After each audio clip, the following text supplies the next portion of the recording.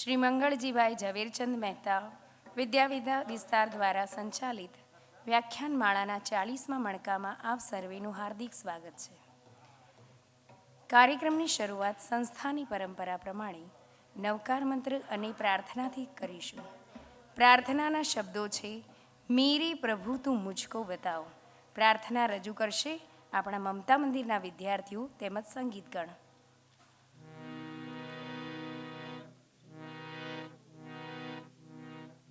ઓમ નમો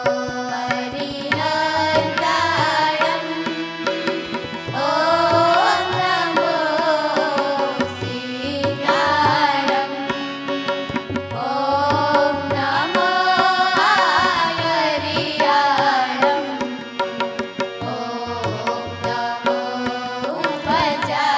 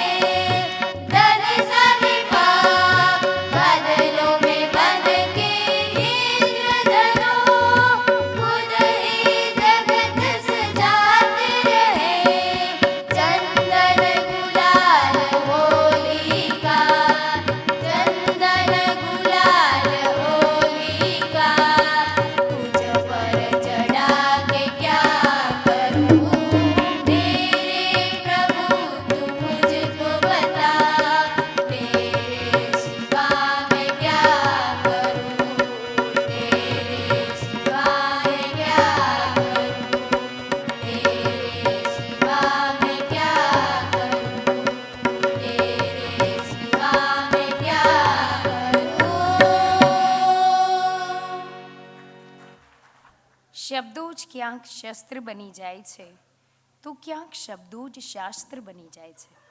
જીભને જો મળે વિવેકનો સાથ તો આ માનવી જ ઈશ્વરનું પાત્ર બની જાય છે. સમગ્ર સંગીત વૃંદનો ખૂબ ખૂબ આભાર. હવે આજના કાર્યક્રમમાં ઉપસ્થિત મહેમાનોના સ્વાગત અને પરિચય માટે હું આમંત્રિત કરીશ વિદ્યામંદિર ટ્રસ્ટના કાર્યકારી નિયામક શ્રી મહેન્દ્રભાઈ પટેલ સાહેબને, જે આજે મહેમાન જ્ઞાનની સરિતા વહાવશે અને અંતરના અંધકાર નિહારશે. નમસ્કાર. શ્રી મંગળજીભાઈ ઝવેરચંદભાઈ મહેતા વિદ્યા વિસ્તાર વ્યાખ્યાનમાળાના 40મા મણકાની દ્વિતીય સંધ્યાએ સ્ટેજ ઉપર ઉપસ્થિત આજના આપણા વક્તા શ્રી અંકિત દેસાઈ, આપણા અધ્યક્ષ શ્રી ડંકેશ ઓઝા, આમંત્રિત મહેમાનો અને પાલનપુરના સુજ્ઞ શ્રોતાજનો, આપ સર્વેને વ્યાખ્યાનમાળાના આ કાર્યક્રમમાં આવકારતા વિદ્યામંદિર ટ્રસ્ટ પરિવાર આનંદની લાગણી અનુભવે છે. આજના આપણા અધ્યક્ષ શ્રી ડંકેશ ઓઝા. શ્રી ડંકેશ ઓઝા કહે છે કે ગામમાંથી મેટ્રિક પાસ થઈને નીકળતી વખતે એટલું સમજાયું હતું કે ગામ છોડીને આગળ ભણ્યા વિના વિકાસ શક્ય નથી. સીધા અમદાવાદ આવવાનું થયું. મોટા ગ્રંથાલયો, વાંચનાલયો, જાહેર વક્તવ્યો, પરિસંવાદો વગેરેનો પ્રત્યક્ષ લાભ અને અનુભવ મળવા માંડ્યો. ત્યારબાદ તેઓશ્રીએ અંગ્રેજી સાહિત્ય સાથે સ્નાતક થઈ અખબારો વાંચીને તંત્રીને પત્રો લખવાનું શરૂ કર્યું. 1984માં આવા ચર્ચાપત્રીઓની ગુજરાત વ્યાપી પરિષદ ભરી. ગુજરાત જાહેર સેવા આયોગની સ્પર્ધાત્મક પરીક્ષા આપીને સચિવાલયમાં ગેજેટેડ ઓફિસર તરીકે જોડાયા.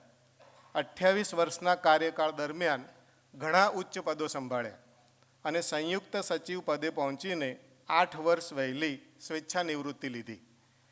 લેખક તરીકે ગ્રંથ સમીક્ષા, પ્રવાસ વર્ણન અને જીવનચરિત્ર તેમના ઘણા પુસ્તકો પ્રકાશિત થયા છે. ચર્ચાપત્રી તરીકે સ્વર્ગસ્થ વડાપ્રધાન ઇન્દિરા ગાંધી વિશે મુઈ ભેંસના મોટા ડોળા આ શીર્ષકથી વર્તમાનપત્રોમાં પ્રગટ કરેલા ચર્ચાપત્રને કારણે સરકારે શિસ્ત અને અપીલના નિયમો મુજબ શિસ્તભંગ ગણીને ભવિષ્યની અસર સાથે 2 ઇજાફા બંધ કરવાની સજા કરેલી. અત્યારે તેઓ યુવાનોને પરીક્ષા અર્થે માર્ગદર્શન અને સરકારી અધિકારીઓને તાલીમ આપવામાં વ્યસ્ત રહે છે. વિશ્વગ્રામના સંજયભાઈની સાથે તેઓ ભારતના જુદા જુદા રાજ્યોમાં ગાંધી વિચારનો પ્રચાર પ્રસાર અને જુદી જુદી સહાય પ્રવૃત્તિઓ કરી રહ્યા છે. પ્રવાસ, સાહિત્ય, જાહેર બાબતો એમના કાયમી રસના વિષયો છે. તેમને ઘણા વિદેશ પ્રવાસ કરીને તે વિશે પુસ્તકો પ્રસિદ્ધ કર્યા છે, જે પુસ્તકોની યાદી ઘણી લાંબી છે. આવા વિદ્વાન અને ખૂબ જ સરળતાથી મળી શકાય એવા આજના અધ્યક્ષશ્રીનું વિદ્યામંદિર ટ્રસ્ટ પરિવાર વતી આપણે સૌ હાર્દિક સ્વાગત કરીએ છીએ. આજના આપણા વક્તા શ્રી અંકિત દેસાઈ, લેખક અને પત્રકાર. રસાયણશાસ્ત્રમાં બેચલર કર્યા પછી માસ કમ્યુનિકેશનમાં માસ્ટર્સ કર્યું. વર્ષ 2013થી પત્રકારત્વ કરી રહ્યા છે, જેમાં તેઓશ્રીએ જુદા જુદા ન્યૂઝપેપર્સ અને મેગેઝિનમાં એક્ઝિક્યુટિવ એડિટરની મહત્ત્વની જવાબદારીઓ નિભાવી છે. અત્યાર સુધીમાં તેમના 9 પુસ્તકો પ્રકાશિત થયા છે, જેમાં ટ્રેન્ડ ટેલ્સ, આથમ અજવાસ, મેલ મેટર્સ અને લીડરશિપ પર્વ એ પ્રમુખ છે. એમાંનું લીડરશિપ પર્વ તો એટલું યશસ્વી છે કે ગુજરાતના યુવા ઉદ્યોગપતિઓ, બ્યુરોક્રેટ્સ તેમજ રાજકારણીઓ તેને રિફર કરીને પોતાના ક્ષેત્રમાં અનુસરણ કરે છે. અનેક લીડર્સે આ પુસ્તક દ્વારા તેમની લીડરશિપમાં ફેરફાર કર્યો છે અને તેમને સફળતા મળી છે. પાછલા 1 દાયકાથી તેઓ કોલમ લેખન ક્ષેત્રે પણ કાર્યરત છે. તેમને દિવ્ય ભાસ્કર તેમજ ફૂલછાપ જેવા અખબારોમાં રેગ્યુલર વીકલી કોલમ્સ લખી છે. હાલમાં સંદેશ અને મુંબઈ સમાચારમાં તેઓ કોલમ્સ લખી રહ્યા છે. દક્ષિણ ગુજરાતની સ્પષ્ટ અને નિખાલસ બોલીના વક્તવ્યો માટે યુવાનોમાં પ્રિય છે. હવે તેઓ પત્રકારમાંથી એન્ટરપ્રેન્યોર પણ બન્યા છે અને સુરતથી ટપરી મીડિયા નામનું હાલનું પોતાનું મીડિયા વેન્ચર શરૂ કરીને નો બ્રેકિંગ, નો સેન્સેશનના વિચાર સાથે ડિજિટલ ગુજરાતી જર્નાલિઝમમાં પોતાનું આગવું સ્થાન બનાવી રહ્યા છે. તો આજે આપણી સમક્ષ the Bhishma way crisis management and leadership જેવો રસપ્રદ વિષય લઈને આવેલા આજના વક્તાશ્રીનું વિદ્યામંદિર ટ્રસ્ટ પરિવાર વતી આપણે સૌ હાર્દિક સ્વાગત કરીએ છીએ. અને અંતે 39 વર્ષથી વ્યાખ્યાનમાળાનો કાર્યક્રમ સફળ બનાવનાર આપ સર્વે શ્રોતાજનોનું હાર્દિક સ્વાગત છે. આભાર.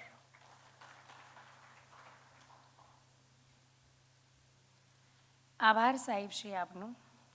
જેમ બગીચામાં ખીલેલું ફૂલ વાતાવરણને પ્રફુલ્લિત કરે છે, તેમ આપ જેવા વક્તાની ઉપસ્થિતિ આ સભાખંડને તેજસ્વી બનાવે છે.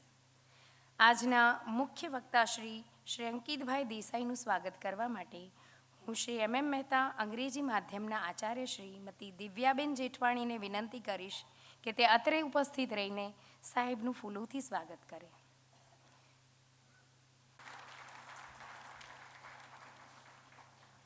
એ તો એક બહુમુખી પ્રતિભા ધરાવતા વ્યક્તિ, જે લેખક, પત્રકાર, વક્તા અને એક ઉદ્યોગ સાહસિક તરીકે પોતાની આગવી ઓળખ બનાવી ચૂક્યા છે. તો આપણે ખરેખર એક યશોભાગ્ય આપણું છે કે સાહેબની ઉપસ્થિતિ અહીંયા છે. શબ્દો પાસે શક્તિ અને જ્ઞાન પાસે દ્રષ્ટિ છે. તો ચાલો આજે શ્રી અંકિતભાઈના વિચારોથી આપણી દ્રષ્ટિને કેળવીએ, જેમનો વિષય the Bhishma way crisis management અને લીડરશિપ છે. સાહેબ શ્રી. નમસ્કાર પાલનપુર. હું તો કાલે જ પાલનપુર આવ્યો, પણ તમારું નગર મને એટલું બધું વહાલું લાગ્યું. અમે સુરતીઓ ખોટી ખાંડ ખાઈએ છીએ કે મહેમાન ગતિ તો અમારી. એમ મહેમાન ગતિ પાલનપુરની મેં કાલે એટલી બધી માણી કે હવે પછી પાલનપુર હું તો ક્યારે આવીશ મને ખબર નથી. ગઈકાલે આમ પહેલી જ વાર આવ્યો 36 વર્ષમાં, પણ હવે જો કોઈ પાલનપુર વિશે ઘસાતું બોલશે તો હું ચલાવી લેવાનો નથી. દરેક પ્રદેશની એક આપણા પર છાટ હોય છે, એનો પ્રભાવ હોય છે, અને એ પ્રભાવ જેમ ફર્સ્ટ ઇમ્પ્રેશન ઇઝ લાસ્ટ ઇમ્પ્રેશનની આપણી કહેવત છે, એ પ્રમાણે ધારો કે પહેલો આપણો પ્રભાવ એવો હોય કે બસમાં ચડ્યા અને પાકીટ મરાઈ ગયું હોય તો આખી જિંદગી આપણે બસને ગાળી દઈએ. પણ પાલનપુરમાં એવું થયું કે મારો પહેલો જ અનુભવ બહુ સુખદ રહ્યો, બહુ આનંદમય રહ્યો, એટલે પાલનપુર હવે મને બહુ વહાલું લાગે છે. ડંકેશભાઈ, આમ જોવા જઈએ તો આજે હું જે વિષય ઉપર બોલવાનો છું એ વિષય ઉપર હું ખાલી બોલું જ છું. ડંકેશભાઈ 28 વર્ષે એ વિષયને ભજવી જાણ્યો છે, કારણ કે લીડરશિપ એમણે કરી છે અને સરકારમાં રહીને કરી છે. મહેન્દ્રભાઈ, વિદ્યામંદિરના તમામ જે શિક્ષકો છે, આચાર્યો છે, વોકેશનલ સેન્ટર્સના જે શિક્ષકો છે એ સૌ, અને આપ બધા, તમને કદાચ એવું થતું હશે કે ભીષ્મ ક્યાં અને ક્રાઇસિસ ક્યાં અને મેનેજમેન્ટ ક્યાં અને લીડરશિપ ક્યાં. મારે થોડી પૂર્વ ભૂમિકા તમારી સાથે બાંધવી છે. મુંબઈ સમાચારમાં મારી થોડા વર્ષો પહેલાં એક નવલકથા ચાલતી હતી, મા ફલે શું કદાચ ન.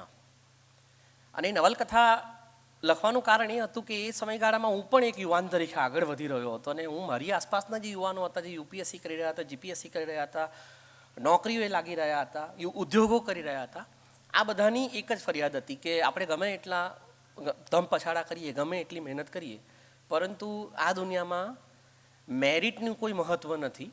આ દુનિયામાં કંઈક કે વાલા દવલા અને ઓળખાણો જ ચાલતી હોય છે. હશે કદાચ એ વાસ્તવિકતા, પણ એવું નથી કે મેરિટની કોઈ વેલ્યુ નથી. મહાભારત તો આપણને બધાને ગળથુથીમાં પચેલું.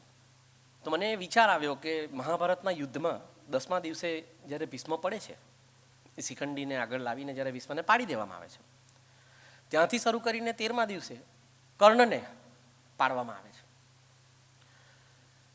કર્ણ અને ભીષ્મ આ બંનેની મેરિટ પરની ચર્ચા આપણે પછી કરવાની છે, પરંતુ પહેલાં આપણે સૌએ સ્વીકારવાનું છે કે ભીષ્મ ગંગાનો દીકરો છે, ધ ગંગા એની માં, અને કર્ણ સૂર્યનો પુત્ર હતો, અને છતાં પણ એ બંને સાથે છળ થયેલું. મેરિટ તો બંનેની કોઈ ચર્ચા જ ન કરી શકાય. પરશુરામ અને ભીષ્મની વાત કરીએ તો આપણે એમ થાય કે એમાં મેરિટ કોનું ઊંચું, કર્ણની વાત કરીએ તો એમાં મેરિટ કોનું ઊંચું.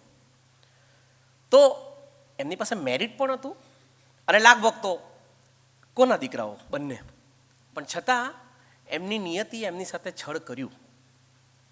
તો મારે આ નવલકથાના માધ્યમથી એક એવું હતું કે એવું કંઈ એને આપણે કંઈ 360 ડિગ્રી મૂલવી ન શકીએ કે મારા જીવનમાં આ તકલીફ આવી અથવા હું પાછળ રહી ગયો અથવા મને આ તક ન મળી એનું કારણ થર્ડ પાર્ટી હતી.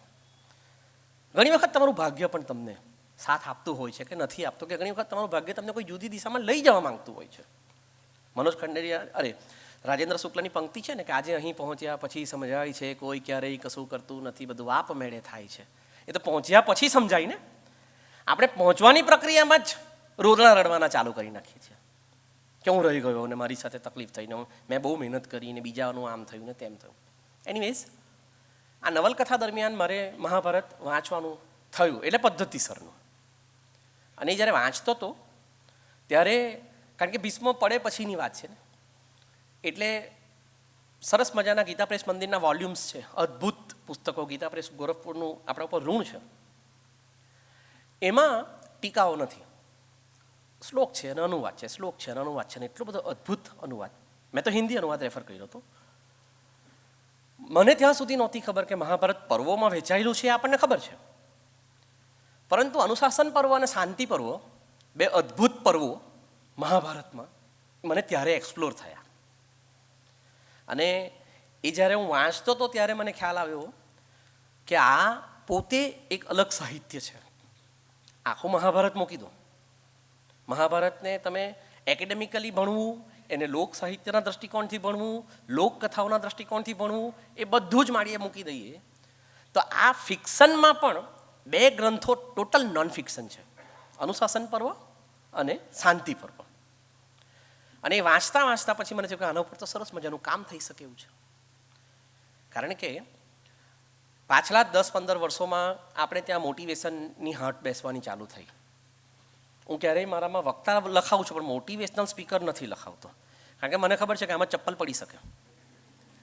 અને મોટિવેશનલ સ્પીકરનું એવું છે કે પાનો ચડાવે ને પછી એક મીમ હતું કે સિંહ સૂતેલો હતો અને પાછળથી વાંદરું લાકડી લઈને દોડતું હતું. તો કે આ હમણાં જ એક મોટિવેશનલ સ્પીકરનું વક્તવ્ય સાંભળીને આવ્યો છે. એટલે ધરાતલ પરની વાસ્તવથી દૂર લઈ જાય મોટિવેશનલ સ્પીકર્સ. એટલે આ મોટિવેશનની જે હાટ ચાલતી હતી એમાં મારું પણ ઓબ્ઝર્વેશન હતું કે ક્યાંક મારી જ ફેટર્નિટીના લોકો પણ થોડું ખોટું કરી રહ્યા છે. અને નેશનલ લેવલ ઉપર અને ઇન્ટરનેશનલ લેવલ ઉપર તો કેટલું હતું. તમારી પાસે સંદીપ મહેશ્વરીથી લઈને જો ડિસ્પેન્સા સુધીની રેન્જ છે. જે લોકો પર્સનાલિટી ગ્રુમર્સ છે ને મોટિવેશનલ સ્પીકર્સ છે ને હા એટલા બધા છોગા કે આપણે તે છોગાના અનુવાદ કરવામાં 2 દિવસ જાય. એક નામ હોય 2 શબ્દનું, છોગા 12 લખેલા હોય નીચે. તો કોરોના કાળ હતો એટલે કોરોના કાળમાં આપણી પાસે આમ કંઈ બીજો ધંધો હતો નહીં. અમે તો બધાએ પેલી ડાલગોના કોફી ને બધું બનાવેલું, પણ એ સિવાય નવરા જ હતા આપણે બધા. અને એ સમયમાં જો કોઈએ સૌથી વધારે વેપલો કર્યો હોય, કોઈએ સૌથી વધારે બિઝનેસ કર્યો હોય તો આ મોટિવેશનલ સ્પીકર ને ગ્રુમર્સ ને આણે ને તેણે. તો મને થયું કે આ કેટલું મોટું ક્રાઇમ છે. તમારી પાસે આમ વાક કળા છે, લેખન કળા છે, તો એને તમારે બહુ પોઝિટિવ મેનરમાં ચેનલાઇઝ કરવાની હોય છે કે જેથી તમને એ કળાના માધ્યમથી તમે કોઈક બીજા સુધી પહોંચી શકો. લોકો આના ઉપર કામ થાય. કારણ કે બીજા બધા જ ગ્રંથો છે આપણે ત્યાં તો એવું છે કે હનુમાન ચાલીસામાં પણ ઇન્ટરપ્રિટેશન કરીને મોટિવેશન આપે છે કે હનુમાન ચાલીસામાં તુલસીદાસે આ પંક્તિમાં આ મોટિવેશન આપ્યું છે. હવે તુલસીદાસે તો સીધું જ લખી દીધું હોય, પણ પેલા મોટિવેશનલ સ્પીકર એમાં વઘાર કર્યો ને વઘારમાંથી પછી સરસ મજાની વાનગી કાઢી. અને હું એનો વિરોધી નથી, પરંતુ હું જર્નલિઝમની ધારામાંથી આવું છું, પત્રકારત્વમાંથી આવું છું. એટલે સાહેબને તો ખબર છે, ચર્ચાપત્રી છે. મારે રિપોર્ટ લખવાનો હોય કે આ રીતે મંગળભાઈ ઝવેરચંદ મહેતા વિદ્યા વિસ્તાર વ્યાખ્યાન માળામાં અંકિત દેસાઈએ વક્તવ્ય આપ્યું અને ડંકે સોજા એ એના અધ્યક્ષ હતા, તો મારે આટલું જ કહેવાનું છે. એ પાલનપુરની શું સાંજ હતી ને સૂર્યાસ્ત થઈ રહ્યો હતો ને સૂરજ ઢળી રહ્યો હતો ને પક્ષીઓ બોલી રહ્યા હતા ને આ કલરવમાં મારું હૃદય ઉમંગથી ભરપૂર હતું ને આહા છેલ્લે પેલો મુદ્દો આવે કે વાત એટલી જ હતી કે ભાઈ અંકિત દેસાઈ નામનો કોઈ માણસ આવીને બોલી ગયો. એટલે અમે જર્નલિઝમની ધારામાંથી આવીએ છીએ, તમારે ટુ ધ પોઈન્ટ, બીજી બધી વાર્તાઓ કર્યા વગરની વાત કરવાની છે. એટલે અમારી ભાષામાં, એટલીસ્ટ મારી ભાષામાં તમને પાંડિત્ય નહીં ચડે. હું બોલચાલની રોજબરોજની ભાષા, હું આમ જોવા જતાં મંટોના ગોત્રનો છું કે મારી ભાષા આજકાલ ને મંટોના તમે કાલે જ સાંભળ્યા કેમ, રાઈટ, ચાલો બહુ સરસ મજા. તો મારી ભાષા ઇન્સ્ટાગ્રામની ભાષા છે. મને શોના ઉચ્ચારમાં બી કોઈ વખત તકલીફ થાય છે. તો મને શાંતિ પર્વ અને અનુશાસન પર્વ એટલા માટે ગમી ગયા કે બાકી બધા જ જે આપણા ધર્મગ્રંથો છે, ભાગવદ્ ગીતા પર આપણી પાસે સ્વામી વિવેકાનંદથી લઈને સ્વામી સચ્ચિદાનંદ સુધીની રેન્જમાં ટીકાઓ છે. મારી પાસે મારી પર્સનલ લાઇબ્રેરીમાં 2 રેક છે, જે બંને રેક ભાગવદ્ ગીતાઓ પરના ભાષ્યો, જેને મરાઠીમાં ટીકા કહેવાય, એ છે અદ્ભુત. એટલે એમાં શું થયું, ટીકા અને ભાષ્ય એટલે શું, તો કે એમાં લેખકનું કે વક્તાનું ઇન્ટરપ્રિટેશન છે. હવે ઇન્ટરપ્રિટેશન ખોટું હોઈ શકે, ઇન્ટરપ્રિટેશન ઉન્માદી હોઈ શકે, ઇન્ટરપ્રિટેશન તકવાદી પણ હોઈ શકે, કે મારે આ વિદ્યા વિસ્તાર વ્યાખ્યાન માળાના બધાને અભિભૂત કરવા હોય તો હું ફેંકું અમુક વાતો, આને બેને જ કોઓર્ડિનેશન કરીને જવા દઈએ, આ તો બધા ખુશ થશે. ને નામ પણ આપણે તો ઉન્માદી પ્રજા છીએ, ઉન્માદ મંચ પરથી થાય એટલે તો હા હા હા તાલિયા. તો મને કે એ શું કામ. એટલે હું શાંતિ પર્વથી એટલા માટે પ્રભાવિત થયો, અને તમારે બધાએ નોટ કરવા જેવી બાબત છે, અને ગર્વ કરવા આપણે બધાએ ગર્વ કરવા જેવી બાબત છે કે ભીષ્મએ, હવે હું શાંતિ પર્વની વાત પર આવી જાઉં આ પતાવીને, શાંતિ પર્વના અનુશાસન પર્વમાં ક્યાંય તમને ઇન્ટરપ્રિટેશન કરવાનો અવકાશ નથી. સીધું જ કહ્યું છે કે લીડરશિપ આ રીતે કરવી જોઈએ, અને ત્યાં સુધી કે ધારો કે તમે લીડર છો તો તમારી કમ્યુનિકેશન સ્કિલ આવી હોવી જોઈએ, તમારે આ રીતે લોકો સાથે આંખમાં આંખ નાખીને વાત કરવાની છે, તમારે આટલા વિનમ્ર થવાનું છે, તમારા અટાયર્સ આવા હોવા જોઈએ, તમારી દાઢી કે વાળ આવા હોવા જોઈએ, તમે આટલા સુઘડ સ્વચ્છ હોવા જોઈએ, તમારું ટાઈમ મેનેજમેન્ટ આ પ્રકારનું હોવું જોઈએ. આટલી જ વાત ચોખ્ખી. એમાં પેલા વાયરા વાતા હતા ને ઉન્માદ વાગતો હતો ને સૂર્યાસ્ત થતો હતો ને હા હા ઓહો કશું જ નહીં. તો મને બહુ ગમ્યું. હવે શાંતિ પર્વની કથા ઉપર આવ્યું. શાંતિ પર્વ, અનુશાસન પર્વ, ભીષ્મ બાણશૈયા પર સૂઈ, એ સમયની ઘટના છે. યુદ્ધ પતી જાય છે અને ભીષ્મ બાણશૈયા પર સૂતા છે, અને મહાભારતના યુદ્ધમાં પાંડવો પણ અચ્છે દિન આયેગાના એજન્ડા લઈને ગયેલા, ધર્મ સંસ્થાપનાર્થાએ. પણ એજન્ડા, યુદ્ધ તો પતી ગયું, હવે બેઠા. અત્યાર સુધી તો કહ્યું કે કૌરવોએ કુછ નહીં કિયા, ક્યાં ક્યાં કૌરવોને, એમ બધું ચલાવ્યું. પણ હવે જ્યારે બેઠા ત્યારે ખબર પડી કે આ તો કેટલા વિશે 100 થાય છે, આટલા વિશે 100 થાય છે. રોજ અબજસ મળે. યુધિષ્ઠિર એટલા બધા કંટાળી ગયા કે આ તો કાંટાળો તાજ આખે આખું સિંહાસન કાંટાળું છે. આ મેનેજમેન્ટના લોકોને ખબર હશે કે તમને એવું લાગે છે કે ઓહો ડંકે સોદા તો સચિવ હતા એટલે શું ગાડીઓમાં આમ નીકળતા હશે ને કેટલી બધી, પણ ખબર પડે કે ડંકે સોજાનો પટાવાળો એનાથી અસંતુષ્ટ હોય, કે સાહેબને મહેન્દ્રભાઈને ટાંકણીનો પણ હિસાબ આપવો પડે. એમણે કરેલા સ્મારકો ઊભા કરેલા એ કોઈને નહીં દેખાય, પણ એક ટાંકણી જો ખવાય તો ભાઈ આપણે આ શાળામાં કોઈ દી કાંઈ થયું નથી, પણ મહેન્દ્રભાઈના કાર્યકાળમાં ટાંકણી ખવાયેલી, પતી ગઈ વાત. અને આ તો બહુ નાની નાની બાબતો છે. ઘરમાં અસંતુષ્ટિ, કારણ કે અહીંયા ઘણા બધા લોકો હશે જે મોટા મોટા પદો પર કામ કરતા હશે, પોતાનો પર્સનલ બિઝનેસ ચલાવતા હશે, નોકરીઓ પણ હવે તેમ છે કે સામાન્ય નોકરીઓમાં પણ સરકારી પરિપત્રો તમને વધારાના કામ આપે છે, કૂતરા ગણવાના ને આ બધા. તો ઘરે નહીં પહોંચાતું હોય તો તમે ઘરે જાઓ થાકેલા પાકેલા, ત્યારે ઘરે થાળ ભરી સગ મોતીડે તમને કોઈ વધાવાવાળા મળ્યા? એમાં પુરુષો તો ખાસ કનેક્ટ થતા હશે કે આપણે હજુ તો બેગ મૂકીની તેટલામાં તો પેલું ભાષ્ય ચાલુ થઈ જાય. આમ થયું, તમારે શું, તમારે તો બહાર રહેવાનું ને તમે તો આમ ફરી આવો છો ને આમ છે ને તેમ છે. મારી પત્નીને પણ હજુ એવું જ છે કે હું પાલનપુરમાં ફરી રહ્યો છું, અને આ સાર્વત્રિક સમસ્યા છે. તો ઘરમાં પણ અબજસ, આટલું બધું કામ કર્યા પછી. એટલે યુધિષ્ઠિર જ્યારે રાજગાદી ઉપર બેઠા ત્યારે એને ખબર પડી કે અમે જે પેલો ધર્મ સંસ્થાપનાનો જે એજન્ડા લઈને ગયેલા, અચ્છે દિન આને વાલે હે, તો અચ્છે દિન તો આવશે ત્યારે આવશે, અહીં તો હું ગુજરી જવાનો. કારણ કે એક ડિસિઝન લઈ, કોઈ પણ સંસ્થા લઈ લો, પછી એ આખું રાજ્ય લઈ લો કે એક નાની સ્કૂલ લઈ લો કે બાલવાડી લઈ લો, તમારો કોઈ પણ એક નિર્ણય સાથે 100% સહમતિ હોતી નથી.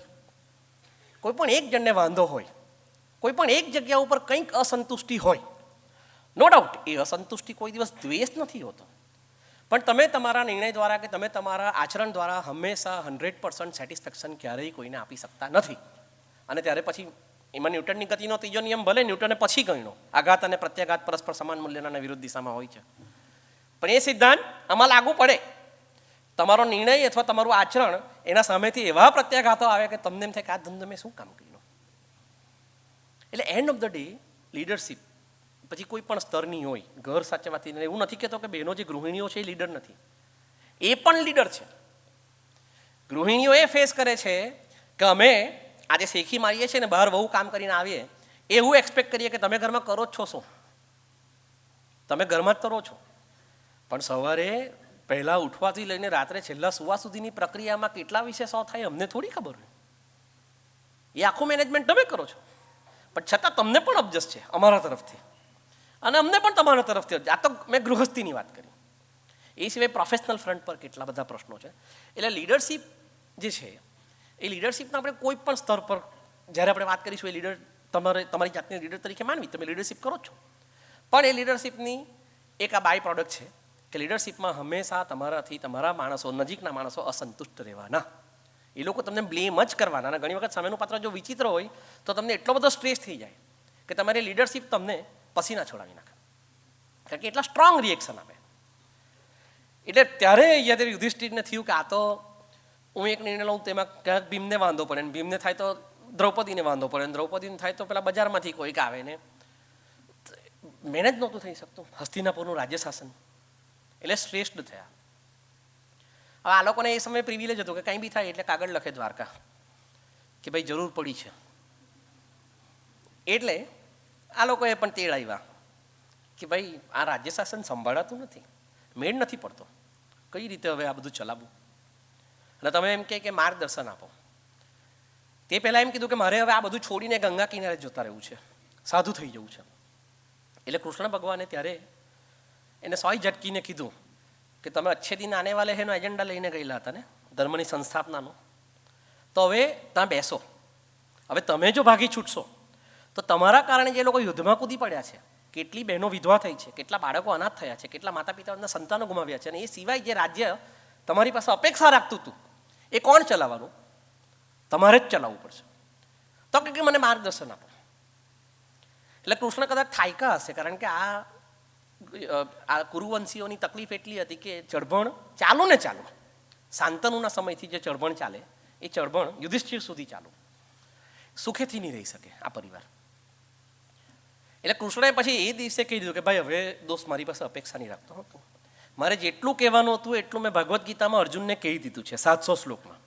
હવે તને એમાં કંઈ સમજ પડતી હોય તો ચલાવ, મારી પાસે કોઈ અપેક્ષા રાખતો નહીં.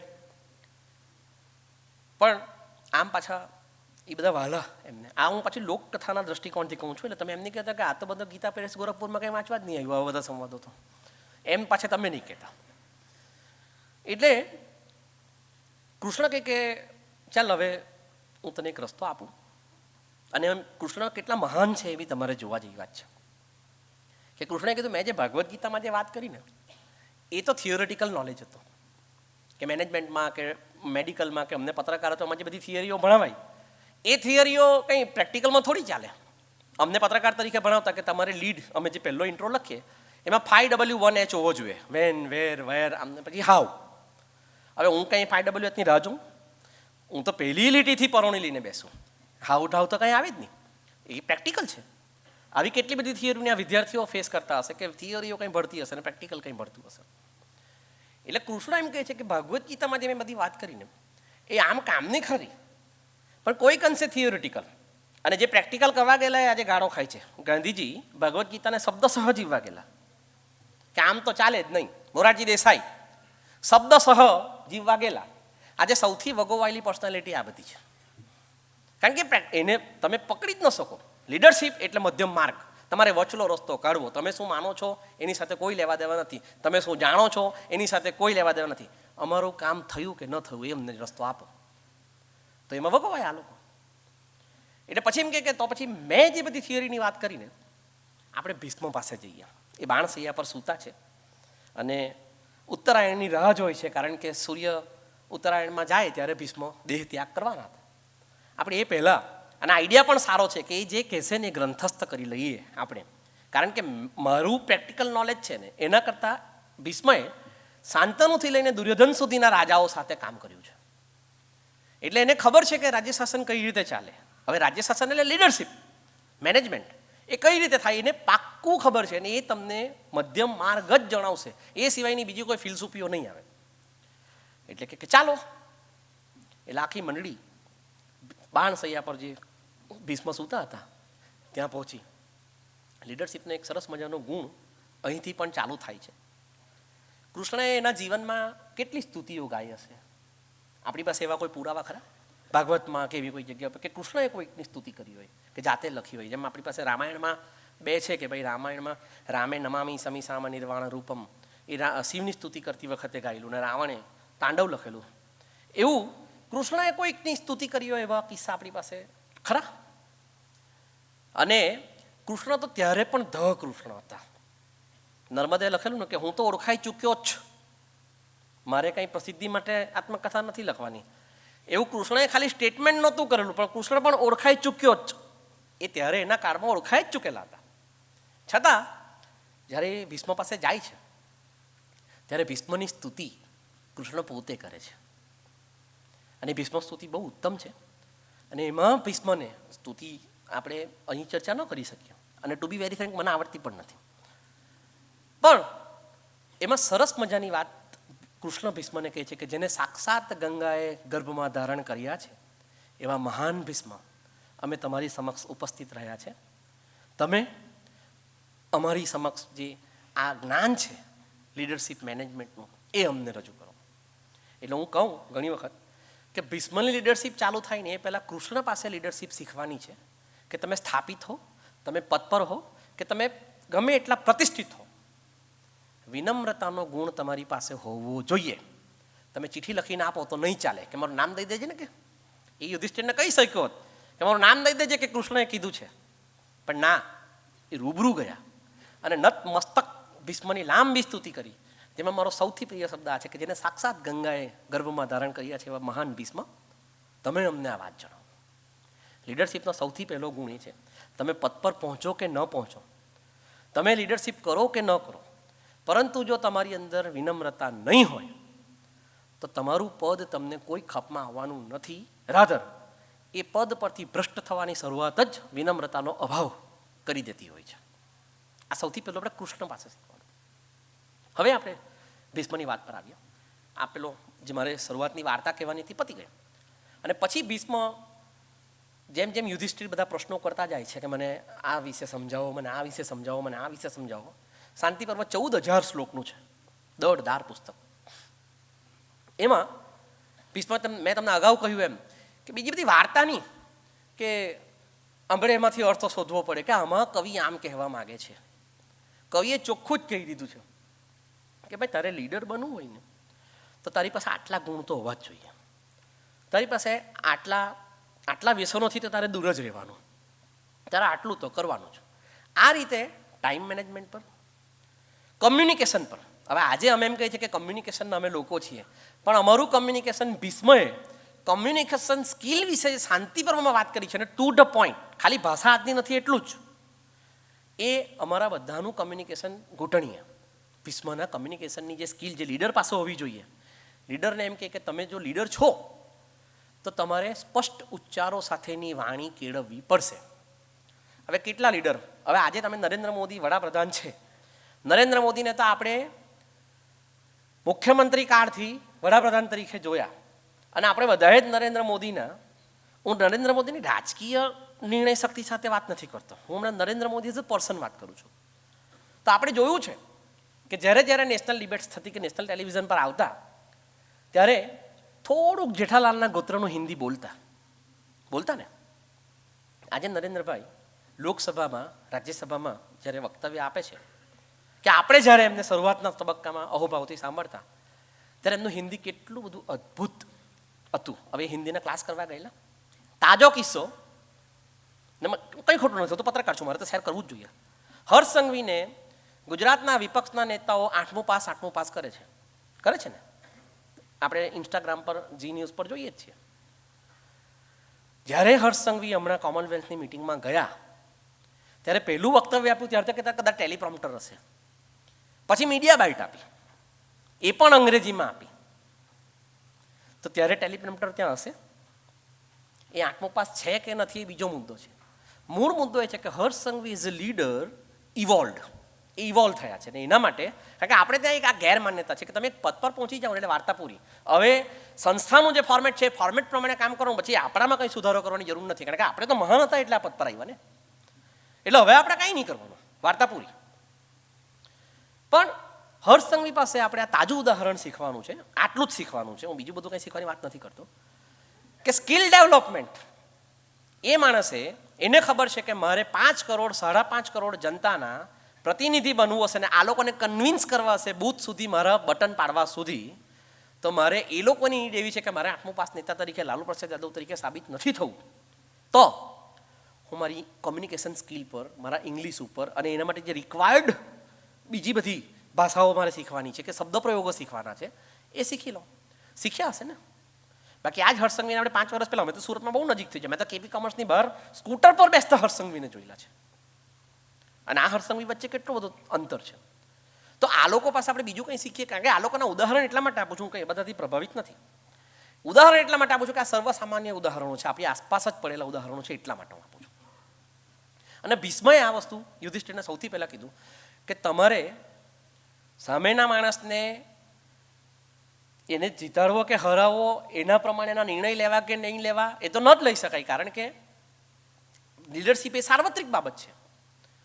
એક કેતુલ રાજગોર આવીને મને કહે કે મને આ મારા પ્રમાણે કરી આપ તો કરી શકાય, મારે તો આખા હોલની ચિંતા કરવાની કે આખા હોલમાં મારે સાર્વત્રિક રીતે અહીંયા બોલવાનું છે, તો કોમન મિનિમમ પ્રોગ્રામ તૈયાર કરો. પણ સૌથી મોટી મારી રિક્વાયરમેન્ટ લીડર તરીકે છે કે મારે કેતુલ રાજગોરને મારી સાથે વાત કરી રહ્યો છે એટલા સમય પૂરતો કન્વિન્સ કરવાનો છે કે હા ભાઈ તારી વાતમાં તથ્ય છે, સારું, એ ડાયો થઈને નીકળી જાય, ત્યાંથી 0 ટન મારી લે કે આની વાત સાચી છે.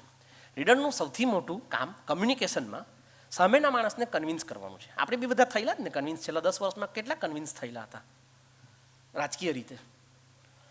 તો એ લીડરની કામ, એ ભૂમિકા છે. એટલે આપણે પણ એ સ્કિલ શીખવી જોઈએ આપણા જ રાજકીય નેતાઓ દ્વારા કે તમે કથની જે હશે તે કન્વિન્સ કરો ને ભાઈ. અને આ કમ્યુનિકેશન સ્કિલ છે.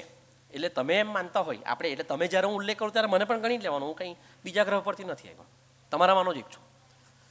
આપણે એવું માની લેતા હોઈએ છીએ કે આપણે હવે જેટલું અત્યાર સુધી ગેઇન કરી લીધું, પોસ્ટ ગ્રેજ્યુએશન સુધી કે પછી યુપીએસસી સુધી કે પછી ટેટ સુધી કે ટાટ સુધી કે બીએડ સુધી, પતી ગઈ વાર્તા.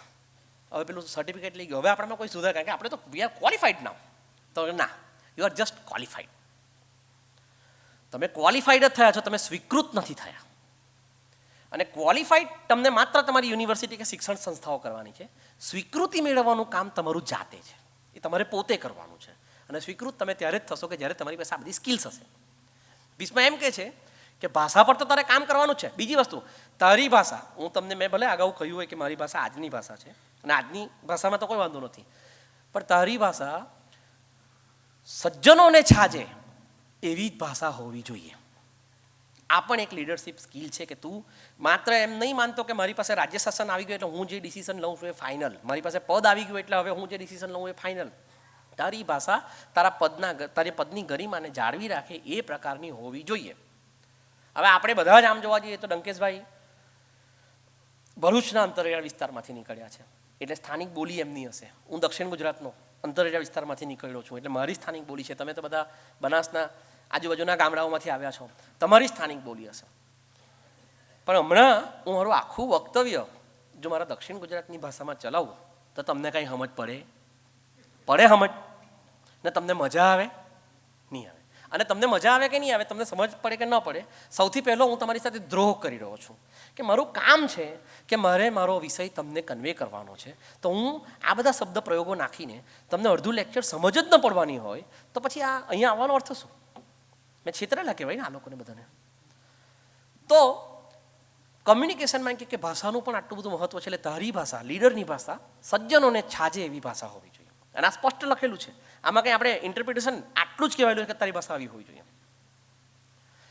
તમે જ્યારે પણ બોલો ત્યારે એક વસ્તુ ધ્યાનમાં રાખજો કે કારણ કે તમે પદ ઉપર છો, સામેનો માણસ પદ ઉપર નથી, અથવા તમારી પાસે અમુક વહીવટી જવાબદારી છે, સામેના માણસ પાસે વહીવટી જવાબદારી નથી, અથવા તમે કોઈક નિર્ણય લઈ શકો છો, એની પાસે નિર્ણય લેવાની ક્ષમતા નથી, તો જ્યારે તમે એની સાથે વાત કરો છો ત્યારે એટલી માણસાઈ તમારામાં લીડર તરીકે હોવી જોઈએ કે એ જ્યારે બોલતો હોય ત્યારે તમે આજુબાજુ ન જોતા હોય, તમે તમારું, હવે તો આજની ભાષામાં કહેવાય તો માવો ન ઘસતા હોય, રીલ્સ ન ફેરવતા હોય, એમ ન કરતા હોય, એને 100% તમે એની સાથે સંમત છો કે નથી સંમત એ બીજી ચર્ચાનો વિષય છે. પણ એ જ્યારે તમારી સમક્ષ બોલી રહ્યો છે ત્યારે તમારે મૃદુતાપૂર્વક, ભીષ્મનો શબ્દ છે, એની આંખમાં આંખ નાખવાની છે, અને તેમાં પાછો ક્લોઝ છે કે જ્યારે તમે લીડર તરીકે આંખમાં આંખ નાખો ત્યારે એને આમ નથી જોવાનું કે હું લીડર છું, કોણ તું વાત કરવાનો, પણ એને ધરપત મળવી જોઈએ કે મને સાંભળવામાં આવી રહ્યો છે. લીડરશિપ આટલી જ છે કે તમારે એને સાંભળવાનો છે. એ સમયે એ જ્યારે ધરપત લઈને જાય છે ને ત્યારે તમારા નિર્ણયથી એ સંમત થાય છે કે નથી થતો એ બીજી ચર્ચાનો વિષય છે, પણ એ તમારી સ્વીકૃતિ લઈને જાય છે કે આ માણસે મને સાંભળ્યો. અને લગભગ કિસ્સામાં આપણે આપણા ઇન્સ્ટિટ્યુશનલ સ્ટ્રક્ચરમાં કહેતા હોઈએ છીએ કે તો બહુ અતડો છે, ખડૂસ છે. તાજે અતડા ને ખડૂસ જે બધા છે ને ત્યાં જે આંખમાં આંખ નાખીને વાત નથી કરતા, અથવા આંખમાં આંખ નાખે તો દોડા કાઢીને વાત કરે છે. ઘણા લોકો તો માવો ઘસતા વાત કરે. ઉત્તર ભારતમાં તો એવું છે કે વાત સાંભળતા તંબાકુ ને પાન પરાગ નાખવાનું આમ કરતા વાત કરતા હોય છે. તો કે આ લીડરના લક્ષણ નથી, આ બહુ સામાન્ય માણસોના લક્ષણ છે. અને તું લીડર તરીકે આ કરશે ને તો સૌથી મોટો દ્રોહ તારા પદ સાથેનો છે. કારણ કે લીડર તો આયારામ ગયારામ છે, એ તો તું જશે તો તારો બાપ બીજો ત્યાં બેસવાનો જ છે. આ અવિરત પ્રક્રિયા છે. પણ તું એ પદને જ્યારે એની ગરિમા નથી સાચવતો ને ત્યારે તારા ગયા પછી 5 લીડરોએ આ જે તારી છાપ છે ને એ ભોગવવાની છે કે આ પદ પર બેસનારા માણસો આવવા જોઈએ. બરાબર? આ કમ્યુનિકેશન વિશેની વાત. પછી કે લીડરનો સ્વભાવ કેવો હોવો જોઈએ? એકદમ કડક પણ ન ચાલે, એકદમ સ્ટ્રિક્ટ. અમુક લોકો કહેતા હું એટલો કડક ન ચલાવું, મારો તો સિદ્ધાંત આવો. અરે તારા સિદ્ધાંત તારા કહીલે ઘરે શાક નથી બનતો, સિદ્ધાંતની કા વાત કરી કરે. પછી કે ના હું બહુ ઢીલો, અમુક બાબતોમાં હું મગજ ઘસતો જ નથી, એમને જે કરવું એ કરે, મારે કેટલા, હું તો રિટાયર થવાનો. આ પણ બંને અંતિમો છે. વિસ્મય એમ કહે છે કે લીડર તરીકે તમારો સ્વભાવ વસંતના સૂર્ય જેવો હોવો જોઈએ. તો કે વસંતનો સૂર્ય કેવો? તો કે આપણે હમણાં માનીએ છીએ તો કે એટલો બધો એક ગરમ પણ નથી હોતો અને એટલો બધો નરમ પણ નથી હોતો. એની હૂંફ લેવાનું તમને ગમે. આ લીડરનો સ્વભાવ ધારો કે હોય તો તમે લીડરશિપ એટલા માટે સારી રીતે કરી શકો કે તમે ખૂબ ધારો કે એગ્રેસિવ છો, તમે આક્રમકતાથી વાત કરો. અમુક લોકોને એવી આદત પણ હોય છે કે સૌથી ડરપોક માણસ હોય ને એ સૌથી આક્રમકતાથી વાત કરતો હોય છે. તમે જોજો જે એકદમ કામ કમ્પોઝડ હોય ને એ લોકો એકદમ શાંતિથી હસતા વાત કરે, પ્રેમથી વાત કરે, તમને સાંભળે. પછી એવું બને કે તમે નીકળો પછી કંઈ તમારું કહેલું કરે નહીં. પણ આપણે તો લીડરશિપની વાત, આપણે નિર્ણય શક્તિની વાત જ નથી કરતા, નિર્ણયોની અસરો પર વાત જ નથી કરતા.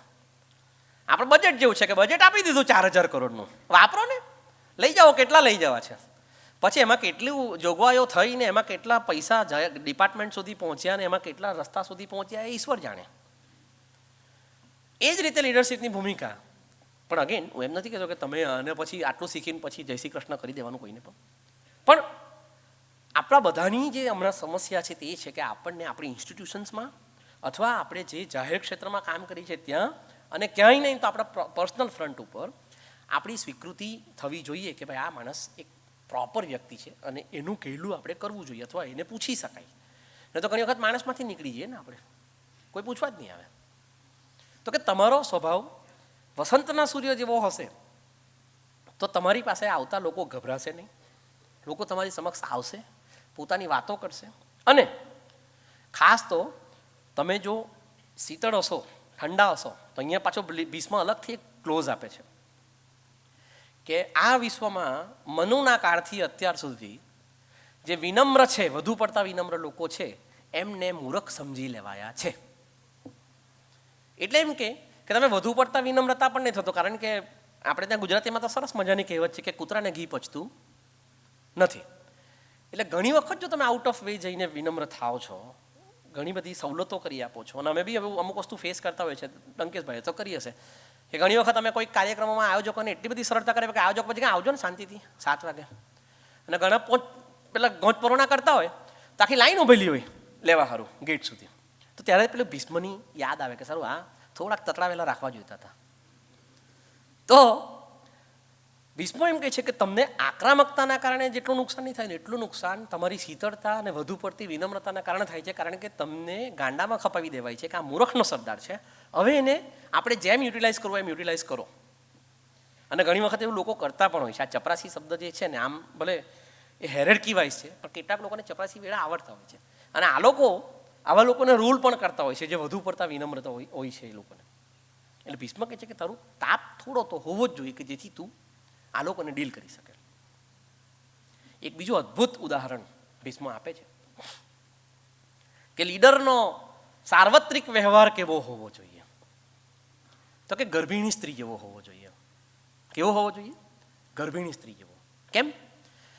તો કે ગર્ભિણી સ્ત્રી, એને ખાટું ભાવે છે, એને પાણીપુરી ભાવે છે, એને આ બહારનું ખાવું છે, પરંતુ પોતાના ગર્ભની ચિંતા કરીને 9 મહિના સુધી કશું ખાતી નથી અને એના મોત્સોક પર પરહેજ કરે છે. અને એના ગર્ભની ચિંતા કરવામાં એ આ જે બધી વસ્તુ છે એનું પણ આરોગ્ય બગાડી શકે છે અને ગર્ભનું પણ આરોગ્ય બગાડી શકે છે, એનાથી દૂર રહે છે. એ જ રીતે લીડર એના પદ પર બેઠા પછી ગર્ભિણી સ્ત્રીની જેમ પોતાની જાત સાથે, પોતાના પદ સાથે વ્યવહાર કરવાનો છે. કારણ કે ઘણા બધા લીડરને પછી દિવાળીની ખટાશ આવતી હોય છે. હવે તો અમુક લોકો તો કે સાહેબ તમારે મોલદીવ્સ જવું હોય તો મોલદીવ્સ ફરી આવીએ, એમાં શું, ભાભી સાથે ટિકિટ કરી દઈએ. અને એવા લપસી પણ જાય. તો કે આમાં તમારે પેલું ગર્ભિણી સ્ત્રી રહેવાનું છે, કારણ કે પાછું એસીબી તો છે જ. એટલે તમે જો ગર્ભિણી સ્ત્રી ન રહેશો તો એસીબી તમારું મિસકેરેજ કરી જશે અને ત્યારે એટલી બધી તકલીફ થશે તમને કે તમારી 7 પેઢી સુધી તમને તમારા ગામમાં વગવાશો કે આ ચોર પકડાઈ લો ચોરી કરતા, અને તમને દુઃખ તમારી ગેરહાજરીમાં તમે વગવાશો ને એનું તમને વધારે લાગશે. એમ કે એટલે તમે તમારા પદ ઉપર બેસો છો, પછી એ પદ કોઈ પણ હોઈ શકે, ગૃહિણીથી લઈને પ્રાઇમ મિનિસ્ટર, રાષ્ટ્રપતિ કોને, કારણ કે ગૃહિણીથી લઈને રાષ્ટ્રપતિ, આજે તો આપણા રાષ્ટ્રપતિ મહિલા છે, એ સુધીની આખી હેરાર્કીમાં વ્યવહાર પુરુષોનો પણ અમારો પણ ગર્ભિણી સ્ત્રી જેવો પોતાના કામ સાથે રહેવો જોઈએ. કે ટેબલ પર બેઠા પછી ટેબલની વાત, ટેબલ સિવાયની કે ટેબલની નીચેની કે ટેબલની ઉપરની કે બહારની કે રસોડાની કે રસોઈયાની વાતો હોવી જોઈએ નહીં. અને આ હું ખાલી રિશ્વત માટે, લાંચ માટે વાત નથી કરતો. ઘણી વખત વ્યક્તિને કેટલીક તો ટેબલ જ એવી હોય, ડ્રાય હોય છે કે કંઈ મળતું જ નથી, તે ક્યાંથી ગર્ભિણી વ્યવહાર જો કરે તો પોતે પછી બાય ડિફોલ્ટ ગર્ભિણી થઈ જાય.